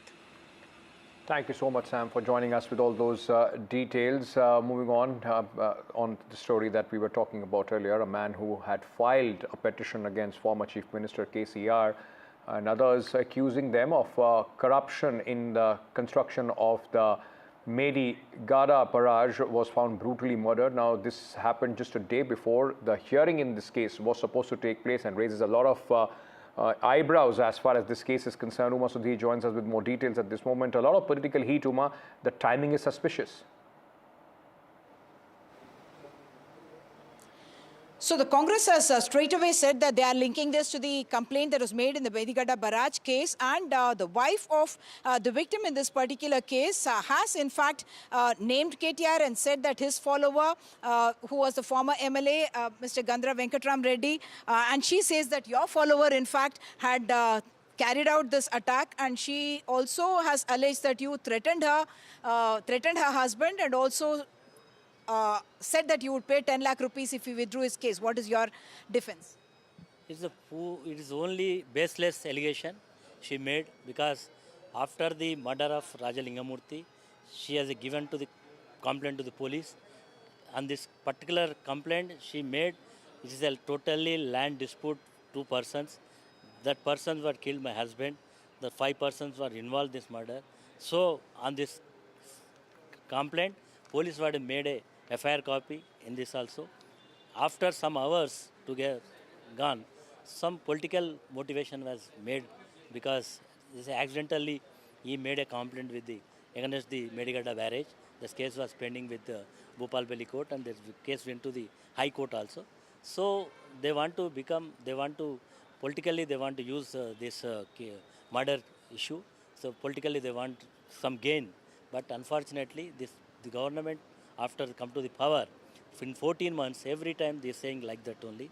The timing seems strange, isn't it? That today, in fact, the case was to come up in High Court as well, and this man getting murdered, and that's why the Congress seems to be linking the two. No, it is unfair, because after the cases with the High Court and District Court, whether Lingamurthy is live or alive, not alive, there's no connection with this. After this case into the court, it's only baseless argument, baseless allegation, no connection with this case. Actually, this Raja Lingamurthy, his background was, is a He's a litigant. He's having 12 to 13 cases pending with the courts. He was a rowdy sheeter. He was involved in some land grabbing cases. He went to the PD Act case. He went to the jail. He was a litigant. So everybody knows. His wife was a former councillor with the BRS. Yes, because that time we had given to his wife ticket. After same attitude, we kept for 3 years. We had no connection with the BRS party. He is joined with Congress party. This murder was involved. The person also belongs to Congress party only. She is allegation not only my name, some other name also. He was Mr. Chandraya. He was ex-sarpanch. And land problem with 2 persons. He is also Congress party worker. And those who are involved in murder case, he is also Congress. So this connection, it is this murder is only litigation person and land problem issue person. No Medigada connection. No connection with this murder case, no connection with BRS party and myself and my leader. Nothing. Thank you, sir. Thank you.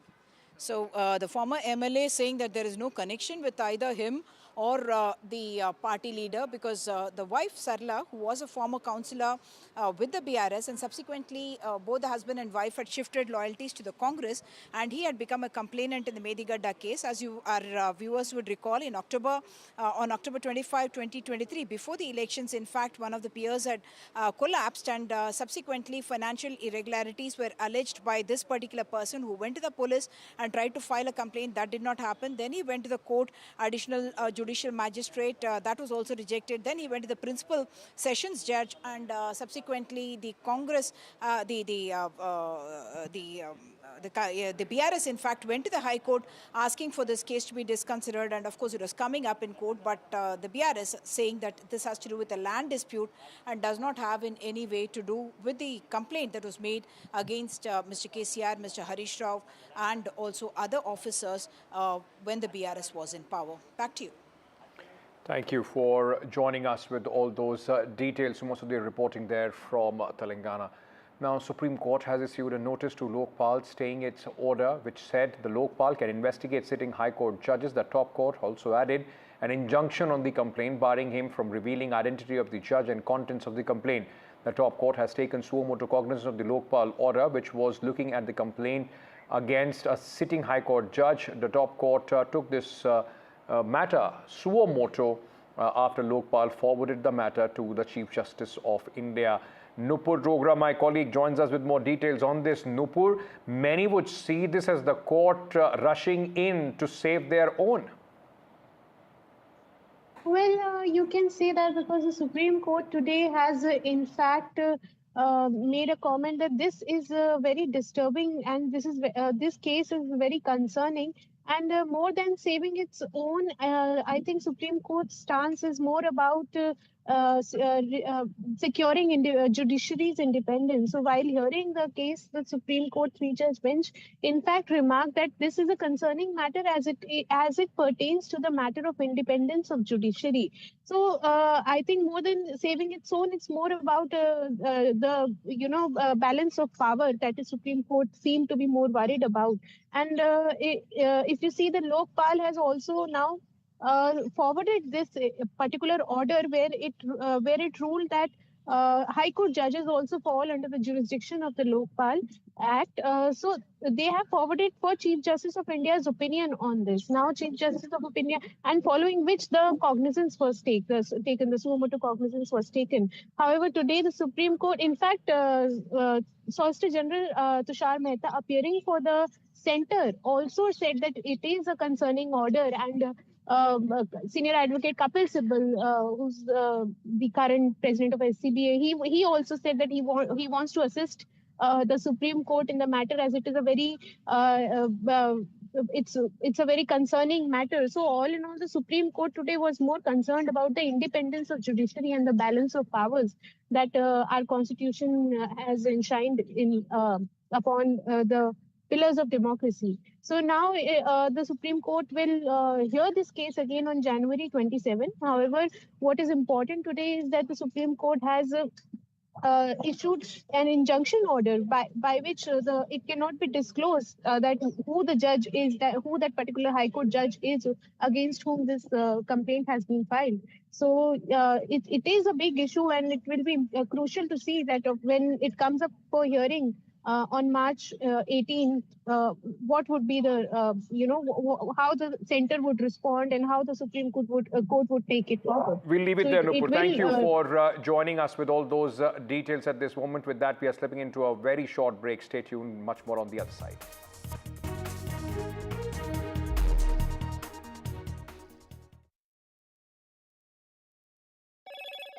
Hello, Moto. Motorola Edge 50 Pro, world's first AI-powered pro-grade camera.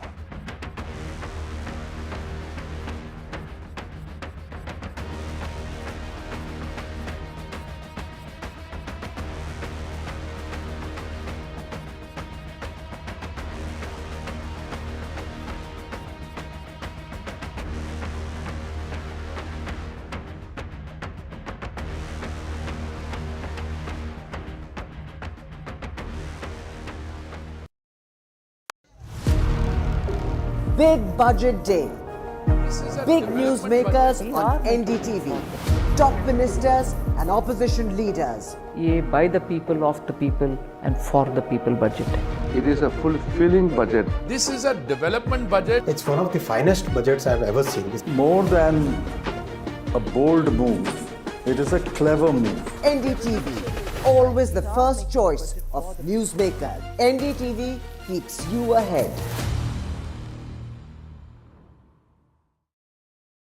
You mentioned Shah Rukh Khan. You've had interesting pairings with Shah Rukh Khan. You've had interesting movies with Shah Rukh Khan. I was having dinner, so I got up from my table, I went to his table and I told him that you are a very fine actor. Why don't you join films? This is my number. If you want to, you can call me. Rekha in Khoon Bari Mang, and that's a highly feminist film. How did it really come? There were several other great actors at that time. And if Rekha would have said no, I would not have made that film.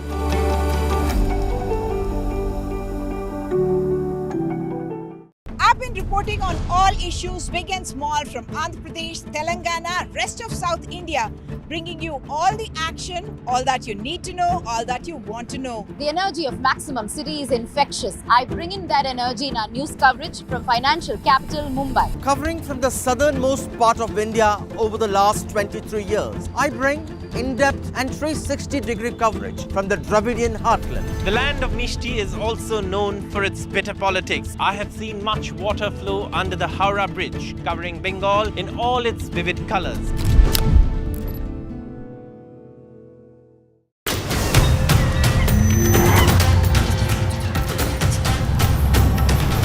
Kumbh is the flow of the rivers, the direction of the stars, and the memory of the urn full of nectar.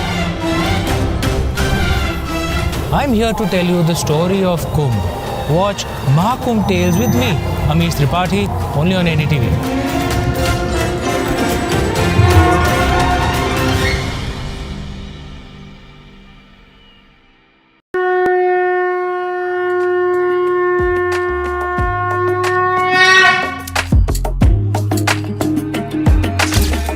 Mahakumbh, the festival of faith.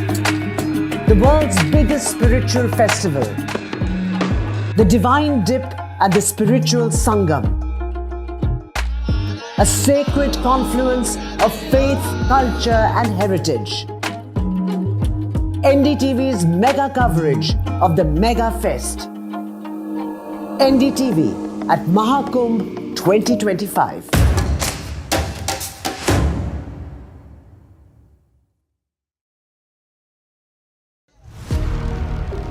Big budget day.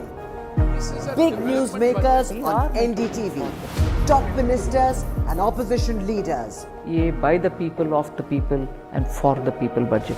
It is a fulfilling budget. This is a development budget. It's one of the finest budgets I've ever seen. More than a bold move, it is a clever move. NDTV, always the first choice of newsmakers. NDTV keeps you ahead.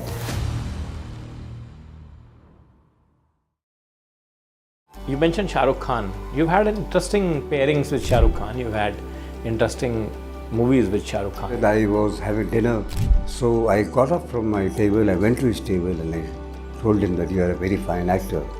Why don't you join films? This is my number.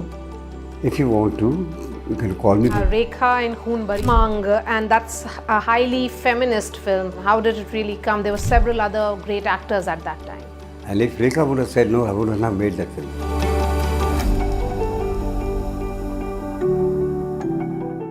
I've been reporting on all issues big and small from Andhra Pradesh, Telangana, rest of South India, bringing you all the action, all that you need to know, all that you want to know. The energy of Maximum City is infectious. I bring in that energy in our news coverage from financial capital Mumbai. Covering from the southernmost part of India over the last 23 years, I bring in-depth and 360-degree coverage from the Dravidian heartland. The land of Mishti is also known for its bitter politics. I have seen much water flow under the Howrah Bridge, covering Bengal in all its vivid colors.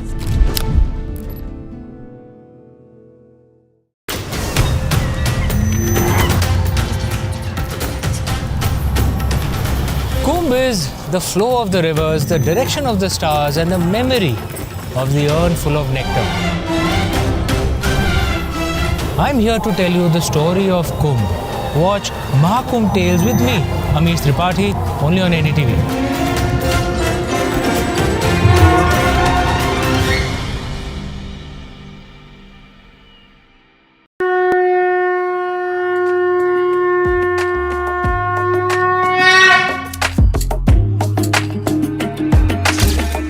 Mahakumbh, the festival of faith. The world's biggest spiritual festival. The divine dip at the spiritual Sangam. A sacred confluence of faith, culture and heritage.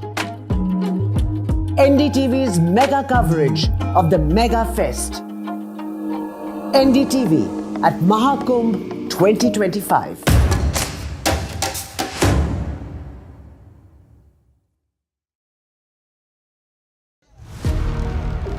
Big budget day. Big news.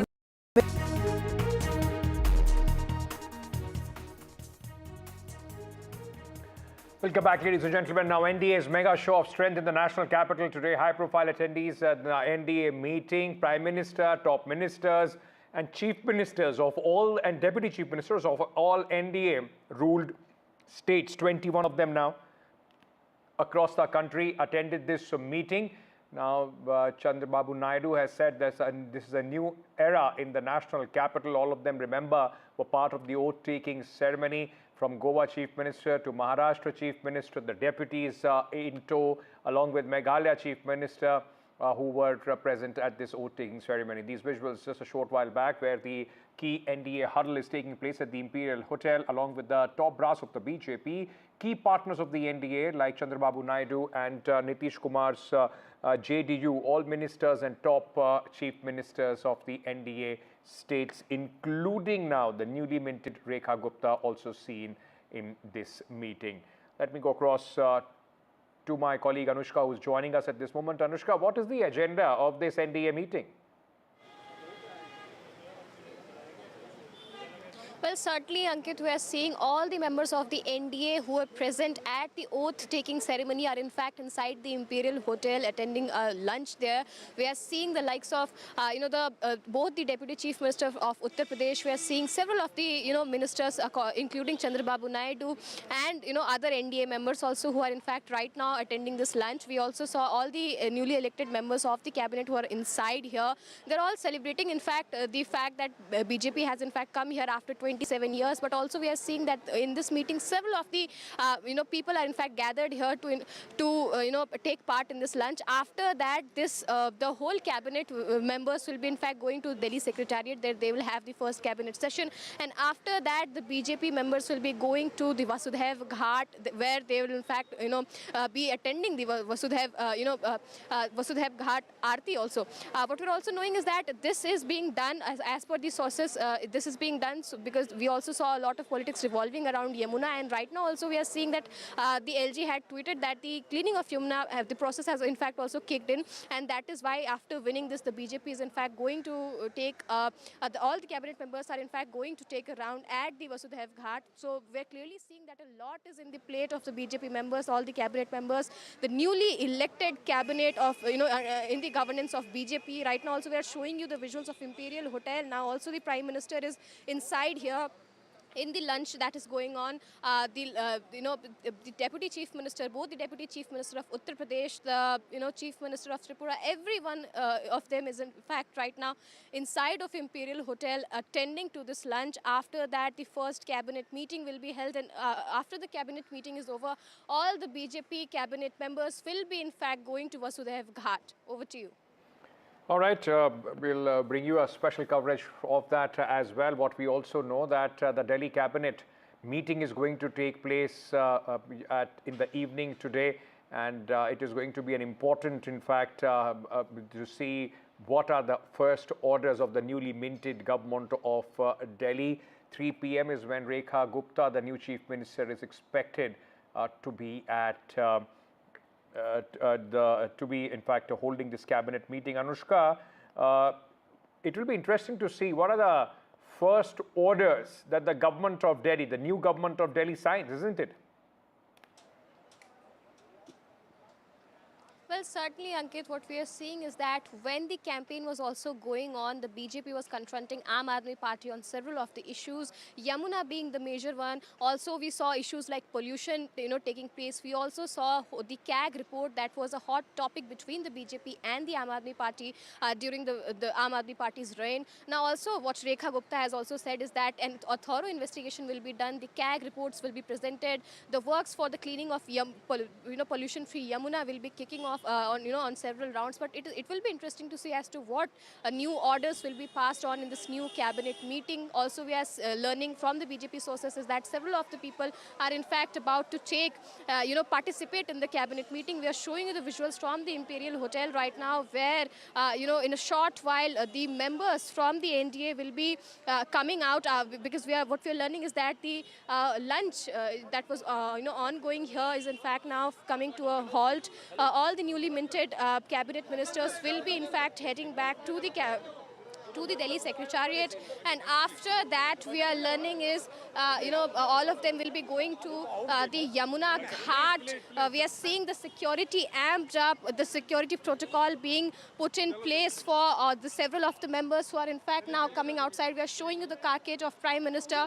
The Prime Minister is about to leave the Imperial Hotel is what we are learning from the sources. We are showing you visuals from outside of the Imperial Hotel, where the NDA meeting is in fact taking place. The lunch is, ongoing, but now we are seeing the Prime Minister is all set to in fact come outside now. The lunch is in fact coming to a halt. We are seeing the hyped up security.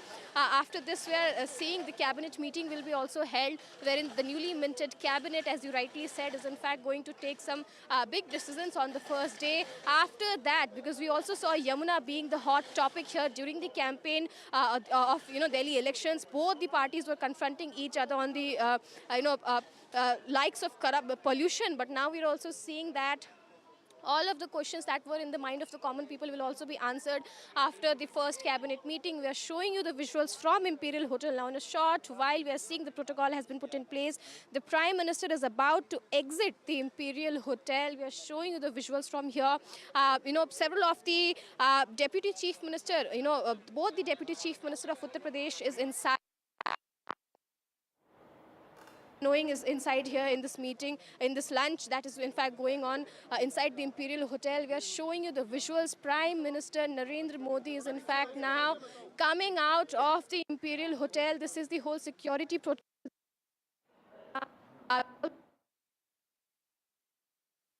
All right, while the Prime Minister is coming out, ladies and gentlemen, understand that there are a lot of jammers, and you see one of the vehicles in fact going out, and it becomes difficult for our colleagues, in fact, to continuously, give you a live commentary at that moment. That's the Prime Minister whose cavalcade at this moment is coming out. Prime Minister Narendra Modi is seated there, right in the front.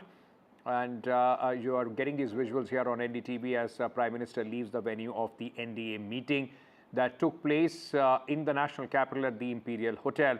Now, remember, all the chief ministers, the deputy chief ministers of various states, 21 states now, ladies and gentlemen, of the national capital, along with the national capital, are now under the NDA, and Rekha Gupta is the newly minted inductee in that NDA, in fact, council of various ministers and chief ministers. She's the only woman NDA chief minister at this moment.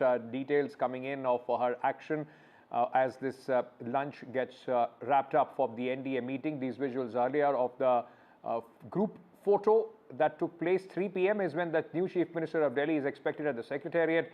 Then, of course, later in the day, as my colleague was saying, she will visit at 5 p.m. the ghats of Yamuna, and then, of course, Rekha Gupta will hold her first cabinet meeting at 7 p.m. from that very place. Anushka is with me at this moment. Anushka, you know, we lost your audio because of the jammers. Prime Minister's cavalcade was going at that moment, but a packed day for the Chief Minister right after swearing in. Well, certainly, Ankit, it is quite a packed day for the newly appointed cabinet that took oath around 12 p.m. today. We are showing you the visuals from the Imperial Hotel where the lunch was going on. The Prime Minister has just now made an exit from the hotel, but we are seeing several of the members are still inside here, in fact, participating in this lunch. All the NDA members, all the senior NDA members are in fact inside of this Imperial Hotel right now. What we are learning is that after this, the cabinet meeting will be held around 4 p.m. is what we are getting to know, what we are understanding from our sources. After that, all of the cabinet members will be going to Vasudhaiv Ghat to, visit the Yamuna Ghat there.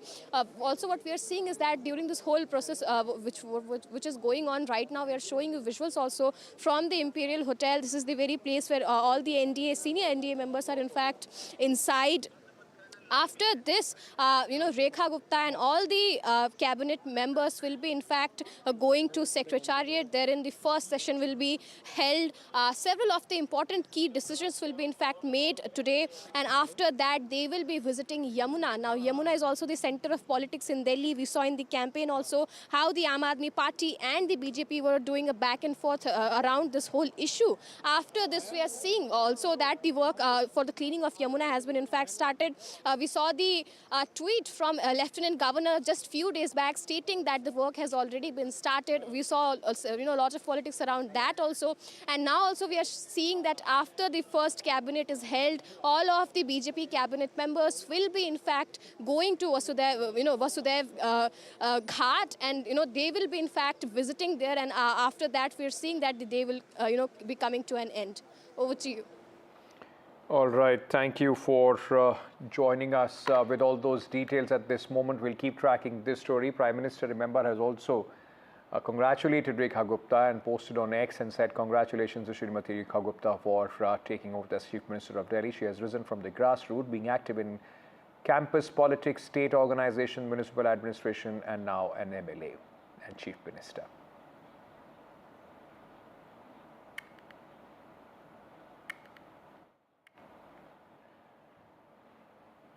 Let's get to some news from the share market, where Adani portfolio's strong earning. Adani Group's robust performance, in fact. Adani portfolio delivers highest ever trailing 12-month EBITDA of rupees 86,789 crores in the third quarter. This reflects year-on-year growth of 10.1%.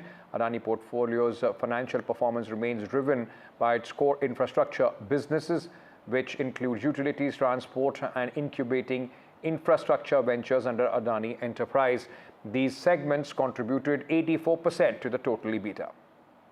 The Adani portfolio group of companies has reported its highest ever trailing EBITDA of 86,789 crores. Now this comes at a time when of course there have been a lot of external challenges, so this really is a key development. Now what is really outstanding is of course the contribution of the core infrastructure business, which is contributing around 84% to this EBITDA growth. So that really is a very, very interesting and key highlight there. Of course, important to note here that liquidity is also enough as per the highlights, that liquidity is enough to look at debt service financing really for the next 12 months at least. So that's a key highlight.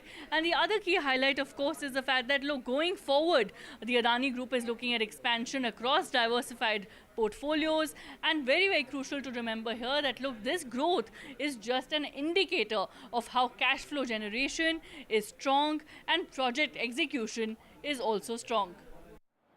Now, the Adani Group has also outlined plans of a new phase of significant capital expenditure as the group continues to expand its infrastructure footprint across sectors. Remember, Adani portfolio, India's largest infrastructure group with businesses in cement and mining, has continued its strong double-digit growth despite external challenges. Portfolio group of companies is now entering a new phase altogether. Interesting to note here that this new phase is to do with capital expenditure. Now, capital expenditure is, remember, crucial and key to all sectors and all portfolio companies really. So this, of course, is a key development. When they're looking at expansion of capital expenditure, it is also important to note here that, look, this is throughout, it is going to impact all sectors, from your new sectors as well as your core infrastructure sectors. Renewable energy to core infrastructure to various other sectors that the group is looking at. Now, remember, the group has already been leading in the infrastructure space and is a key player there as far as mining and cement are concerned, and of course, various expansion plans on the horizon.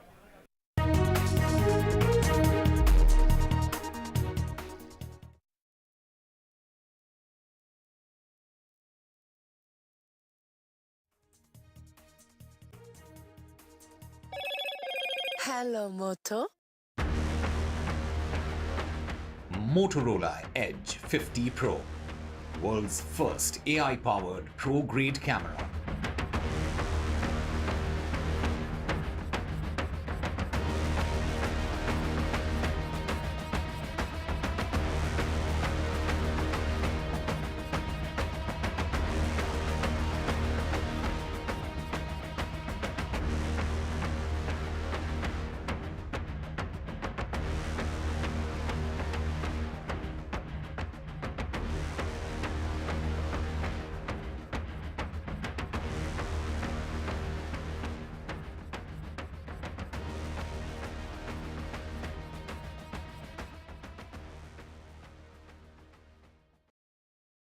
You mentioned Shah Rukh Khan. You've had interesting pairings with Shah Rukh Khan. You've had interesting movies with Shah Rukh Khan. I was having dinner, so I got up from my table, I went to his table and I told him that you are a very fine actor. Why don't you join films? This is my number. If you want to, you can call me. Rekha in Khoon Bari Mang, and that's a highly feminist film. How did it really come? There were several other great actors at that time. And if Rekha would have said no, I would have not made that film.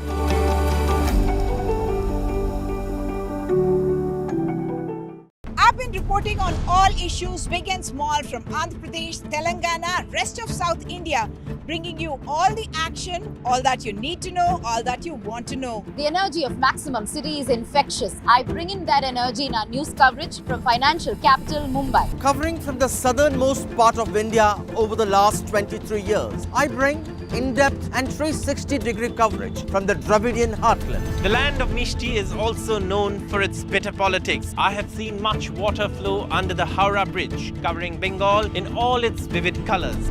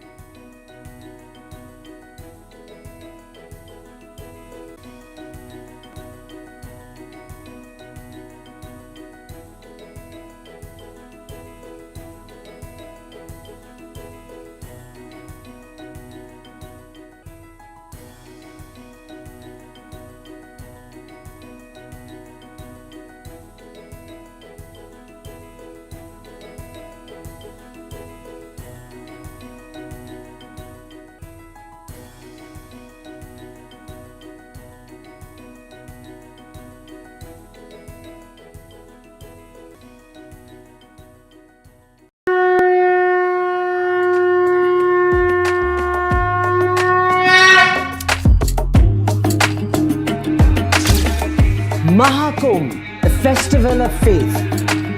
the world's biggest spiritual festival, the divine dip at the spiritual Sangam,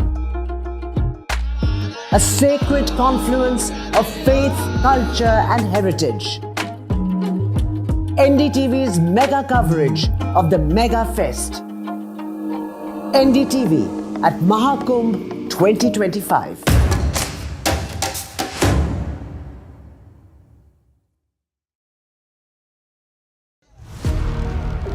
Big Budget Day. Big newsmakers on NDTV. Top ministers and opposition leaders. ये by the people, of the people and for the people budget. It is a fulfilling budget. This is a development budget. It's one of the finest budgets I've ever seen. More than a bold move, it is a clever move. NDTV, always the first choice of newsmakers. NDTV keeps you ahead.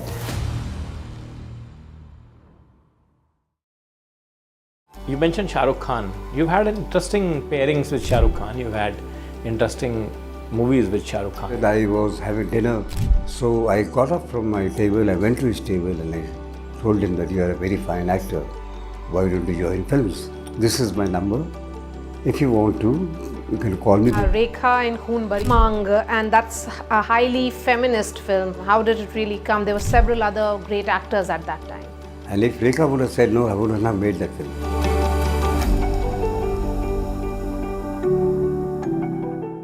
I've been reporting on all issues big and small from Andhra Pradesh, Telangana, rest of South India, bringing you all the action, all that you need to know, all that you want to know. The energy of Maximum City is infectious. I bring in that energy in our news coverage from financial capital Mumbai. Covering from the southernmost part of India over the last 23 years, I bring in-depth and 360-degree coverage from the Dravidian heartland. The land of Mishti is also known for its bitter politics. I have seen much water flow under the Howrah Bridge, covering Bengal in all its vivid colors.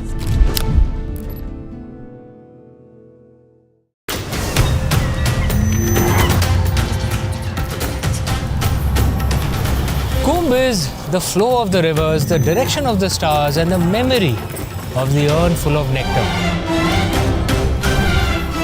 I'm here to tell you the story of Kumbh. Watch Mahakumbh Tales with me, Amish Tripathi, only on NDTV.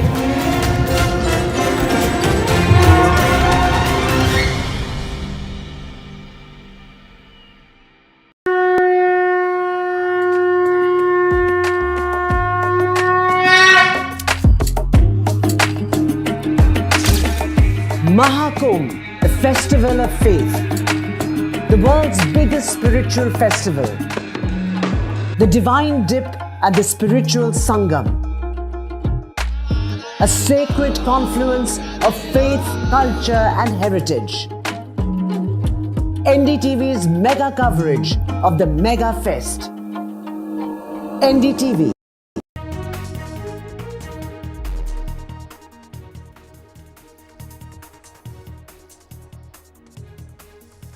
Delhi gets a new chief minister, a woman chief minister at the helm once again as Rekha Gupta takes oath. Chief Minister Rekha Gupta tells NDTV she will fulfill Viksit Bharat vision for Delhi.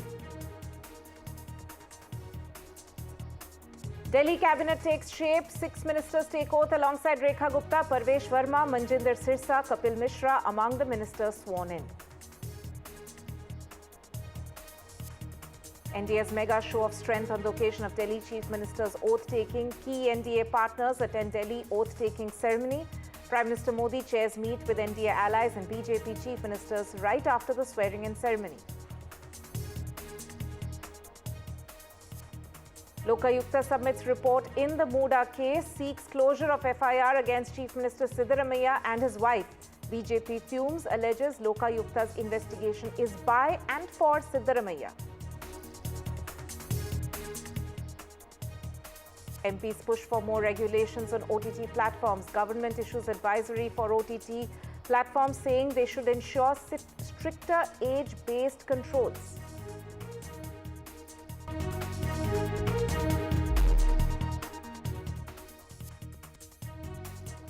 There's some breaking update that's coming in on top of the bulletin. There's relief for BJP MP Basari Swaraj in the case which had been filed against her by Aam Aadmi Party leader Satyendra Jain. That case has now in fact been dismissed. It was a defamation case which was filed by Aam Aadmi Party's Satyendra Jain. Now the court has dismissed the defamation case. This is the latest which is coming in from the national capital. Relief for BJP MP Basari Swaraj. Let me go across to my colleague Tanushka, who's tracking this. Tanushka, just for the benefit of our viewers, if you can take us through what was the complaint about? Right, Tanima. So this defamation case that was filed earlier by Aam Aadmi Party leader Satyendra Jain was about that he alleged that BJP MP Basari Swaraj had made some defamatory comments and remarks about him on a news channel, TV channel episode back in 2023 in the month of October. So he said that these defamatory remarks were an attack against him, and he alleged that Basari Swaraj said that assets in amount cash of rupees 3 crore as well as 1.8 kilograms of gold and 133 gold coins were found from Satyendra Jain's house. And Satyendra Jain in his petition says that these are defamatory comments and these were not true, which is why he filed this defamation case against Basari Swaraj, which now has been dismissed by a Delhi court. So there's no further, of course, going ahead with this defamation case. So it has been completely dismissed by the court. There is relief for Basari Swaraj in this case. There is no surmounting evidence against her. Right, Tanushka there giving us this breaking update. Thank you so much for joining us on top of the bulletin. But shifting focus now to the top story that we have been tracking through the morning today. Delhi has got a new chief minister finally, and a woman chief minister once again. First time MLA from Shalimar Bagh, Rekha Gupta took oath as the new chief minister of Delhi. Just a few hours back, she's become BJP's only woman chief minister pan-India. Speaking to NDTV, the new chief minister pledged to work and ensure development in Delhi. मैं रेखा गुप्ता ईश्वर की शपथ लेती हूँ कि मैं विधि द्वारा स्थापित भारत के संविधान के प्रति सच्ची श्रद्धा और निष्ठा रखूंगी। मैं भारत की प्रभुता और अखंडता अक्षुण्ण रखूंगी। मैं मुख्यमंत्री के रूप में अपने कर्तव्यों का श्रद्धापूर्वक और शुद्ध अंतःकरण से निर्वहन करूंगी तथा मैं भय या पक्षपात, अनुराग या द्वेष के बिना सभी प्रकार के लोगों के प्रति संविधान और विधि के अनुसार न्याय करूंगी। मैं रेखा गुप्ता ईश्वर की शपथ लेती हूं कि जो विषय मुख्यमंत्री के रूप में मेरे विचार के लिए लाया जाएगा अथवा मुझे ज्ञात होगा, उसे किसी व्यक्ति या व्यक्तियों को तब के सिवाय जबकि ऐसे मुख्यमंत्री के रूप में अपने कर्तव्यों के समय निर्वहन के लिए ऐसा करना अपेक्षित हो, मैं प्रत्यक्ष या अप्रत्यक्ष रूप से संसूचित या प्रकट नहीं करूंगी।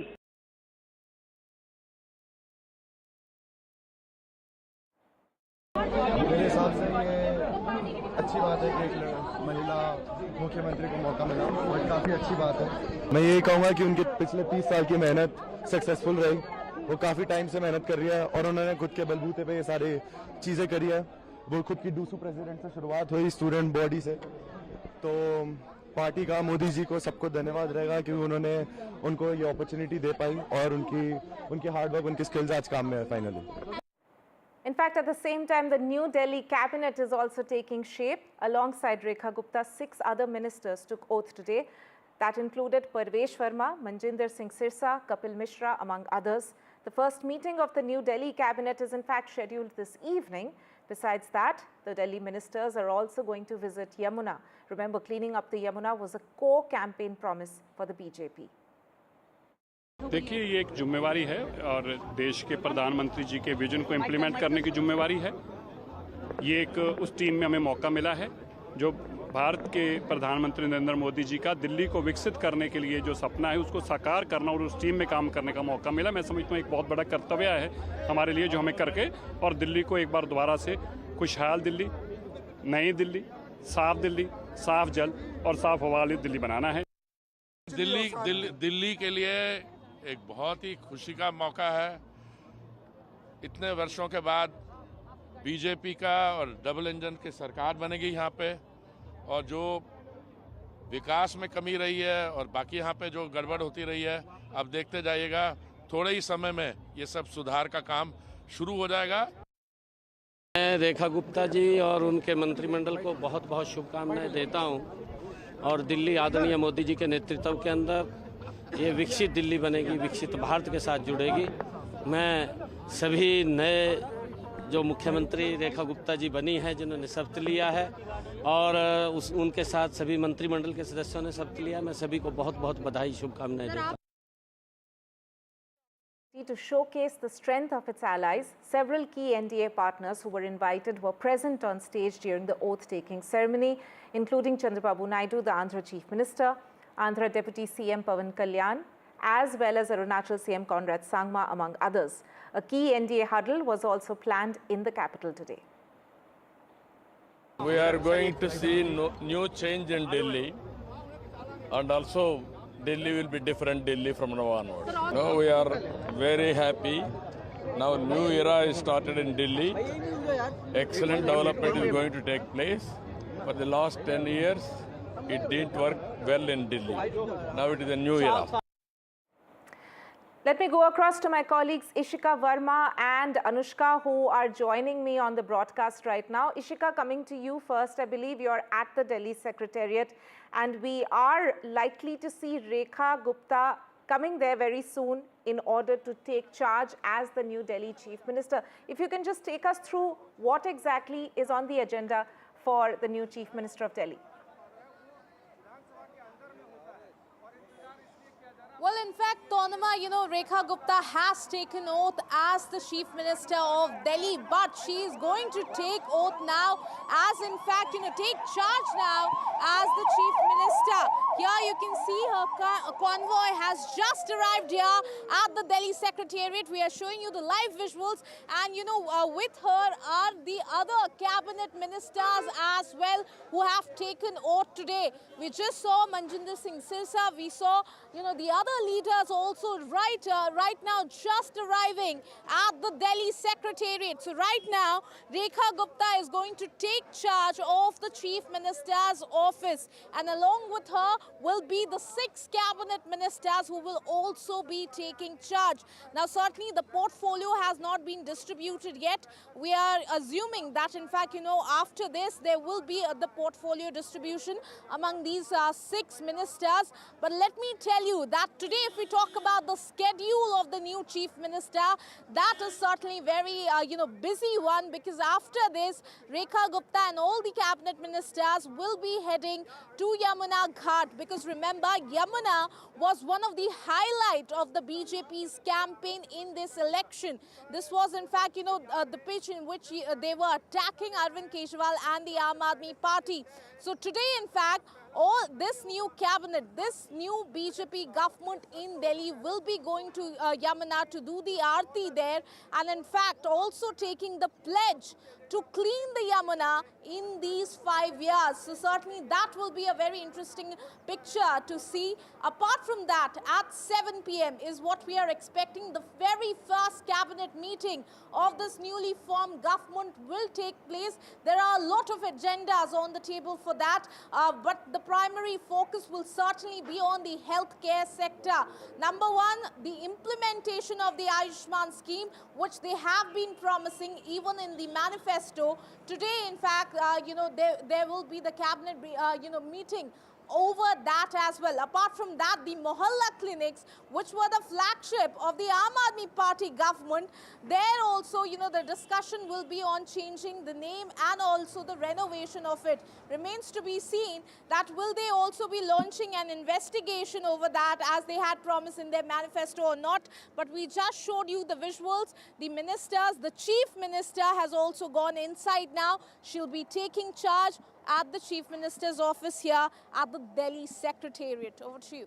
Right, Ishika, as you were mentioning that there is already a lot lined up for Rekha Gupta today. She is going to, of course, as you mentioned, look at ensuring or implementing Ayushman Bharat scheme in Delhi, something which the BJP has always claimed was blocked by the Aam Aadmi Party from implementation in the national capital. Also, the Yamuna cleanup plan, that is already, the work on that front had already started, but we're going to see the New Delhi cabinet along with the chief minister going to Yamuna in just a few hours from now. So take us through, it's the first 100 days of any new government which always becomes important. The first 100 days is on the basis of which the new government is judged in a lot of ways as to whether or not they are moving on course along with the campaign promises. So any sort of information, source-based information that we have as of now as to what could be on top of Rekha Gupta's agenda to start her Vikas plan in the national capital. We're not just talking about today, but in the first 3 months or so, what could we be looking at could be BJP's or the New Delhi Chief Minister's top focus for the national capital? Well, in fact, Tonima, as you very rightly mentioned, the first 100 days of the government is always important, and that is the case with even this government. Now, if we talk about, what is the planning, rather the blueprint of it, well, even before, the government was formed, the Chief Secretary had already called for a meeting with all the departments here and had asked them to, in fact, submit a report as to what will be their action plan for the next 100 days. The priority over, in this list is certainly the implementation of the Ayushman Yojana scheme. Remember that BJP, in fact, had been saying that this is a big scheme that would benefit a large number of people, but the Aam Aadmi Party, government, when it was there, was the speed breaker here, is what they used to say, but now that is gone. So now the focus of, the BJP government here in Delhi is on the implementation of the Ayushman scheme in Delhi's hospitals. So that is also, the primary focus in the 100-day plan. Apart from that, certainly, Yamuna cleaning is, another focus point of this government. We have seen that already the cleaning of Yamuna has already started. At various ghats, the machines have already been deployed. So what will be the further strategy into cleaning the Yamuna, and will a deadline be set? That those questions, the clarity we will be getting after today's cabinet meeting. Apart from that, there are various other issues, from the education sector to different other sectors that all of it will be, discussed and disclosed in the coming days. Over to you. Right. Ishika, stay with us. I also have my colleague Tanushka who is joining us from the venue where the NDA meeting was in fact held. A Prime Minister chaired that meeting with the NDA partners who were present on stage during the Delhi Chief Minister's oath-taking ceremony. Tanushka, so this was an opportunity taken by the BJP to also show off, flex its muscles a little bit in that sense, showing off its NDA strength with several key members of the alliance being there, including Chandrababu Naidu and Pawan Kalyan also being there. We are going to play out the sound bites that we have got with them today, besides the fact, of course, that several BJP chief ministers from other states were also present on stage today. So take us through, what we saw in terms of the display of strength by the BJP and the NDA today, both at the Ramlila Maidan and also at this venue where the meeting with the NDA partners was held.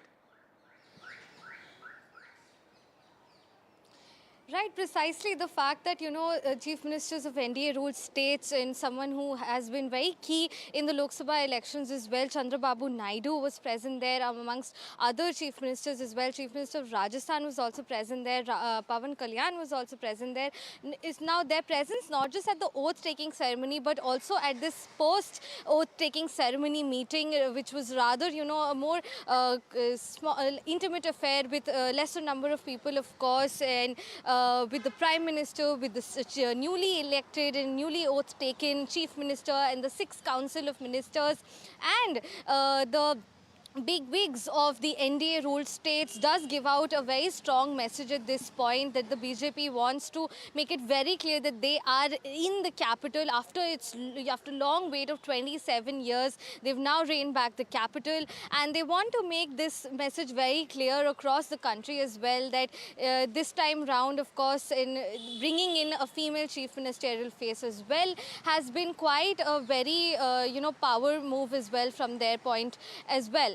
So this NDA meet also that went down, of course there will be a cabinet meeting later in the day as well, was also, so this NDA meeting was also very crucial to give across this sort of a message that, the fact that not just the BJP but also they're all very united with their allies as well. It's such an important key day for Delhi, for the capital, with the oath-taking ceremony of the Chief Minister. Right, Tanushka and Ishika there joining us on the broadcast, giving us an update on what's happening at the moment. If we can see, these are live pictures which are coming in from the Delhi Secretariat, where Rekha Gupta has in fact reached. She's going to take charge officially as the new Delhi Chief Minister. She is of course accompanied by other ministers of Delhi who took oath today. We can see Baijayant Panda also on in the shots which are coming in from the Delhi Secretariat. He's of course one of the BJP in charges for Delhi, and these are live pictures coming in from the office of the Delhi government, the Delhi Secretariat. That's where the Chief Minister and the ministers' offices are located in the national capital. This is of course the first time MLA from Shalimar Bagh, BJP's MLA Rekha Gupta, who's just been sworn in as the new Delhi Chief Minister. So this is her first day in office for the new Chief Minister, flanked by her ministers. 6 other ministers, 6 other BJP MLAs, remember, took oath today as ministers. They will be part of her cabinet, and we know, of course, as my colleague Ishika was mentioning, that right on the very first day, the new Chief Minister is going to focus on implementing the Ayushman Bharat scheme in Delhi. But returning to what we were talking about just a short while back, there was also a mega show of strength by the NDA, by the BJP's NDA partners who were also present during the oath-taking ceremony, one of them being Pawan Kalyan, the Andhra Pradesh Deputy Chief Minister. My colleague Anushka spoke to him exclusively. Take a look at this. There was a meeting inside, all the NDA members were present. What all did you guys talk about? No, it's not about, it's just a simple luncheon meet. That's it, just simple sharing the hard work to let the success, whatever the success happen, and the amount of hard work which had been done before, and simple sharing good things, that's it. We are seeing a women chief minister being made in Delhi. How do you see that? Oh, that is an amazing thing. That too, first time MLA, and that too, it shows the BJP leadership really recognizes people without with no background. What you need is a dedicated hard work. I mean, dedication and hard work can take you to places. That's what Rekha Gupta's chief ministership position has conveyed. Any big decisions that were taken that you guys talked about? No, not as of now. Right, so these are, of course, as I mentioned, the live pictures of Rekha Gupta, who just has been sworn in as the new Delhi Chief Minister. We also saw the Prime Minister. He was, of course, present on stage during the oath-taking ceremony. He's also put out a post congratulating Rekha Gupta, saying that she has risen from grassroots, and she's always been active in campus politics, state organization, municipal administration, and now finally rising to become the new Chief Minister of Delhi. And he also went on to say that he's confident that Rekha Gupta will work for Delhi's development with full vigor. There were several BJP chief ministers who were also present during the oath-taking ceremony today, one of them being the Rajasthan Chief Minister Bhajan Lal Sharma. Let's listen in to this exclusive conversation he had with my colleague Anushka. We are being joined by Rajasthan Chief Minister Mr. Bhajan Lal Sharma. Let's go straight to him. Sir, Delhi में आज पहली बार 27 साल बाद BJP की वापसी हुई है और एक महिला को मुख्यमंत्री का चेहरा बनाया गया। कैसे देखते हैं आप इसको? देखिए, निश्चित रूप से रेखा गुप्ता जी पार्टी संगठन में बहुत लंबे समय तक उन्होंने काम किया है और दिल्ली की जनता ने देश के यशस्वी प्रधानमंत्री नरेंद्र मोदी जी पर विश्वास किया है, क्योंकि देश के यशस्वी प्रधानमंत्री नरेंद्र मोदी जी की देश की जनता विश्वास करती है कि मोदी जी जो कहते हैं वो करते हैं। वही दिल्ली की जनता ने किया है। हम कह सकते हैं जिस आशा और विश्वास के साथ दिल्ली की जनता ने भारतीय जनता पार्टी की सरकार को चुना है, हमारी रेखा गुप्ता जी उसी राह पर चलते हुए देश के यशस्वी प्रधानमंत्री नरेंद्र मोदी जी के नेतृत्व में दिल्ली का विकास करेंगे, इतना मैं विश्वास आपको देता हूं। Shifting focus now to other big stories and headline stories that we're looking at, and the latest in the Muda case. The Lokayukta in Karnataka has submitted its 11,000-page report to a special court seeking closure of FIR against Chief Minister Siddaramaiah. The report says that there's no criminal offence which was found, no evidence that was found against the Chief Minister or his wife, and the Lokayukta in its report also highlighted that according to them, there was no criminal case and that the case is civil in nature. BJP, of course, has reacted sharply to the Lokayukta probe, saying that the investigation, according to them, was for and by Siddaramaiah. Union Minister Prahlad Joshi has also reacted, saying that if Siddaramaiah wants, then he should hand over the case to the CBI. Let's listen in to the reactions we've got. We have full confidence of the Lokayukta justice. There are one justice, Lokayukta, and another two Upaloyukta. We have full confidence where there is former judges are there. Whereas the others, means police officers who have investigated, they have been transferred, appointed, given posting by the same Siddaramaiah. We cannot expect fair inquiry into that. So this is a eyewash. I would only suggest, if Mr. Siddaramaiah wants to come clean, either he should hand it over to CBI, otherwise High Court monitoring investigation should be done. When they want, if they get a judgment or reports in their favor, whatever they feel, then they'll appreciate Lokayukta. It's always the case, we have seen. And Lokayukta definitely have done their job.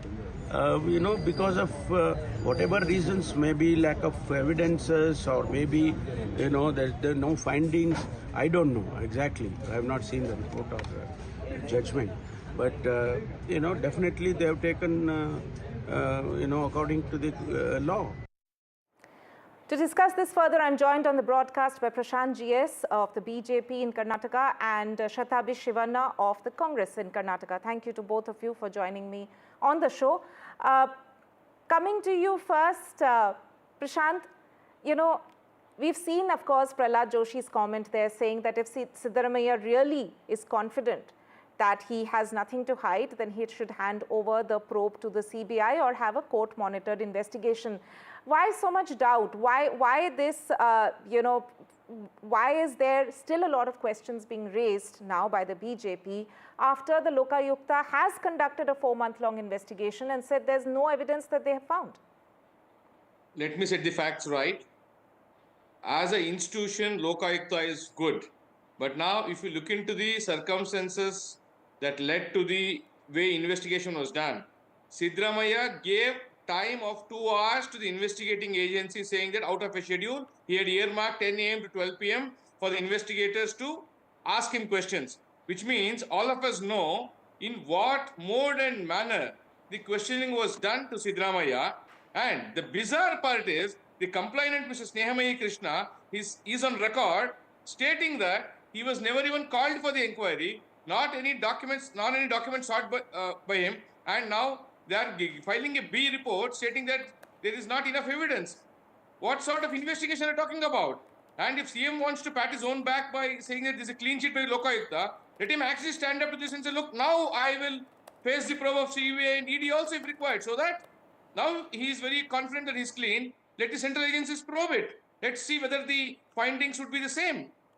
This is not the case. Because when the complainant himself is stating that documents have not been sought for, on what basis the investigation done? What documents were verified? Who are the so many witnesses who deposed? Was cross-examination allowed? Nothing. All this have to be answered. So therefore, we are not pretty sure as to how the investigation has been done. All right.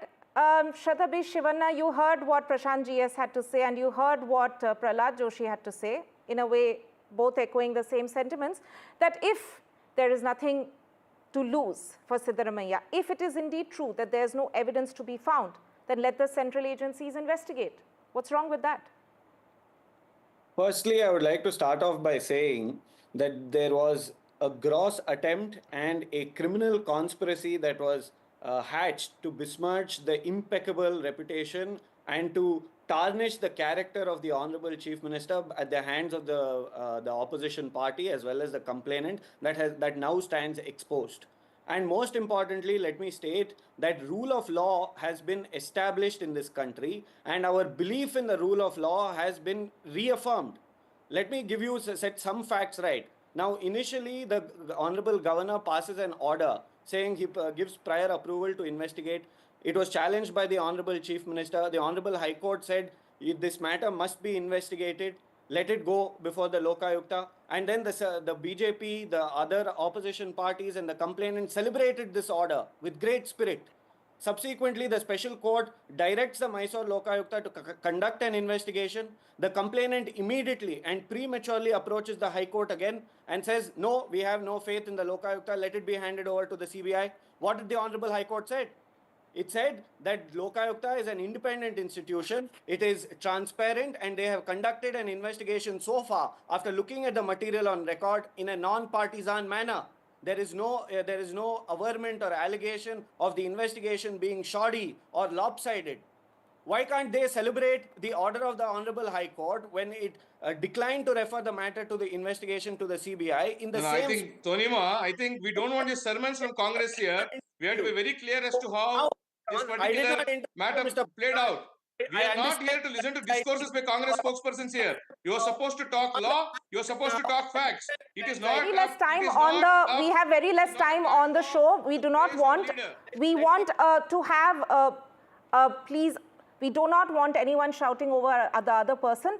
Coming back to you, Prashant GS, so what Shatabi Shivanna is also trying to say, that there was an investigation done and these are all allegations which have been levelled. So the complainant has the right to move court. This is a closure report which has been filed by the Lokayukta. We of course have to wait and see what the court has to say on that regard. The court can also order an investigation on its own, looking at the report itself.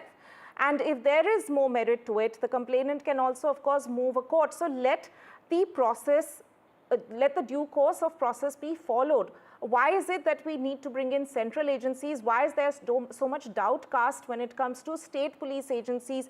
Or there's always this versus, one investigative agency is always being pitted against the other. I pointed out that fallacy in the beginning. Siddaramaiah, while going to get investigated, had given them 2 hours time. How on earth did he know that they are going to investigate him only for 2 hours? Which means it was directed by Siddaramaiah to the officials, look, I am going to come there for 2 hours, serve me good biscuits and tea and coffee, and then I'm going to go back to my campaigning. Okay, so it was a sham investigation according to you. Which is why we don't believe in this, the way investigation has been carried out. All right. Very less time left. Shatabi Shivanna, last final few seconds. Please give your point without making any accusatory points. Just answer that they are calling it, the BJP is calling it a sham investigation. They want another investigative agency to take a look. Is the Congress open to that? If there is nothing to hide, if there is no evidence, why isn't the Congress open to another investigative agency taking a look at the evidence? Let me reiterate my first point again. The complainant, Snehamayi Krishna, had approached the Honorable High Court seeking the transfer of investigation from the Lokayukta to the CBI. The Honorable High Court summoned the entire report, the investigation report and the stated report on every date of hearing. And after looking at the material, when the High Court is saying no... That is the point. The complainant makes a statement that he has not been called for to submit documents at all. When the complainant is not submitting documents... Let him finish his point. All right, let him finish his point quickly. Chhatrapati Shivanna, last few seconds. Let Shivanna finish his point, yeah.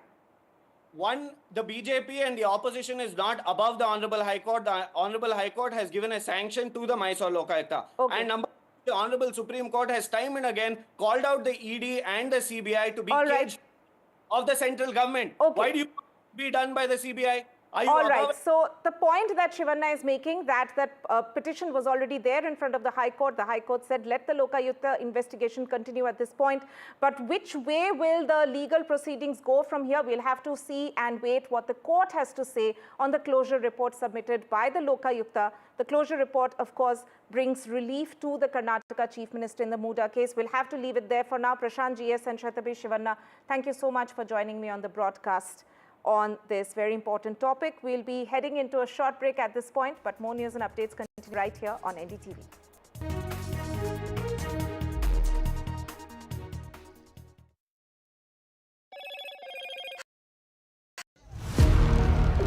Big Budget Day. Big newsmakers on NDTV. Top ministers and opposition leaders. ये by the people, of the people and for the people budget. It is a fulfilling budget. This is a development budget. It's one of the finest budgets I've ever seen. It's more than a bold move. It is a clever move. NDTV, always the first choice of newsmakers. NDTV keeps you ahead.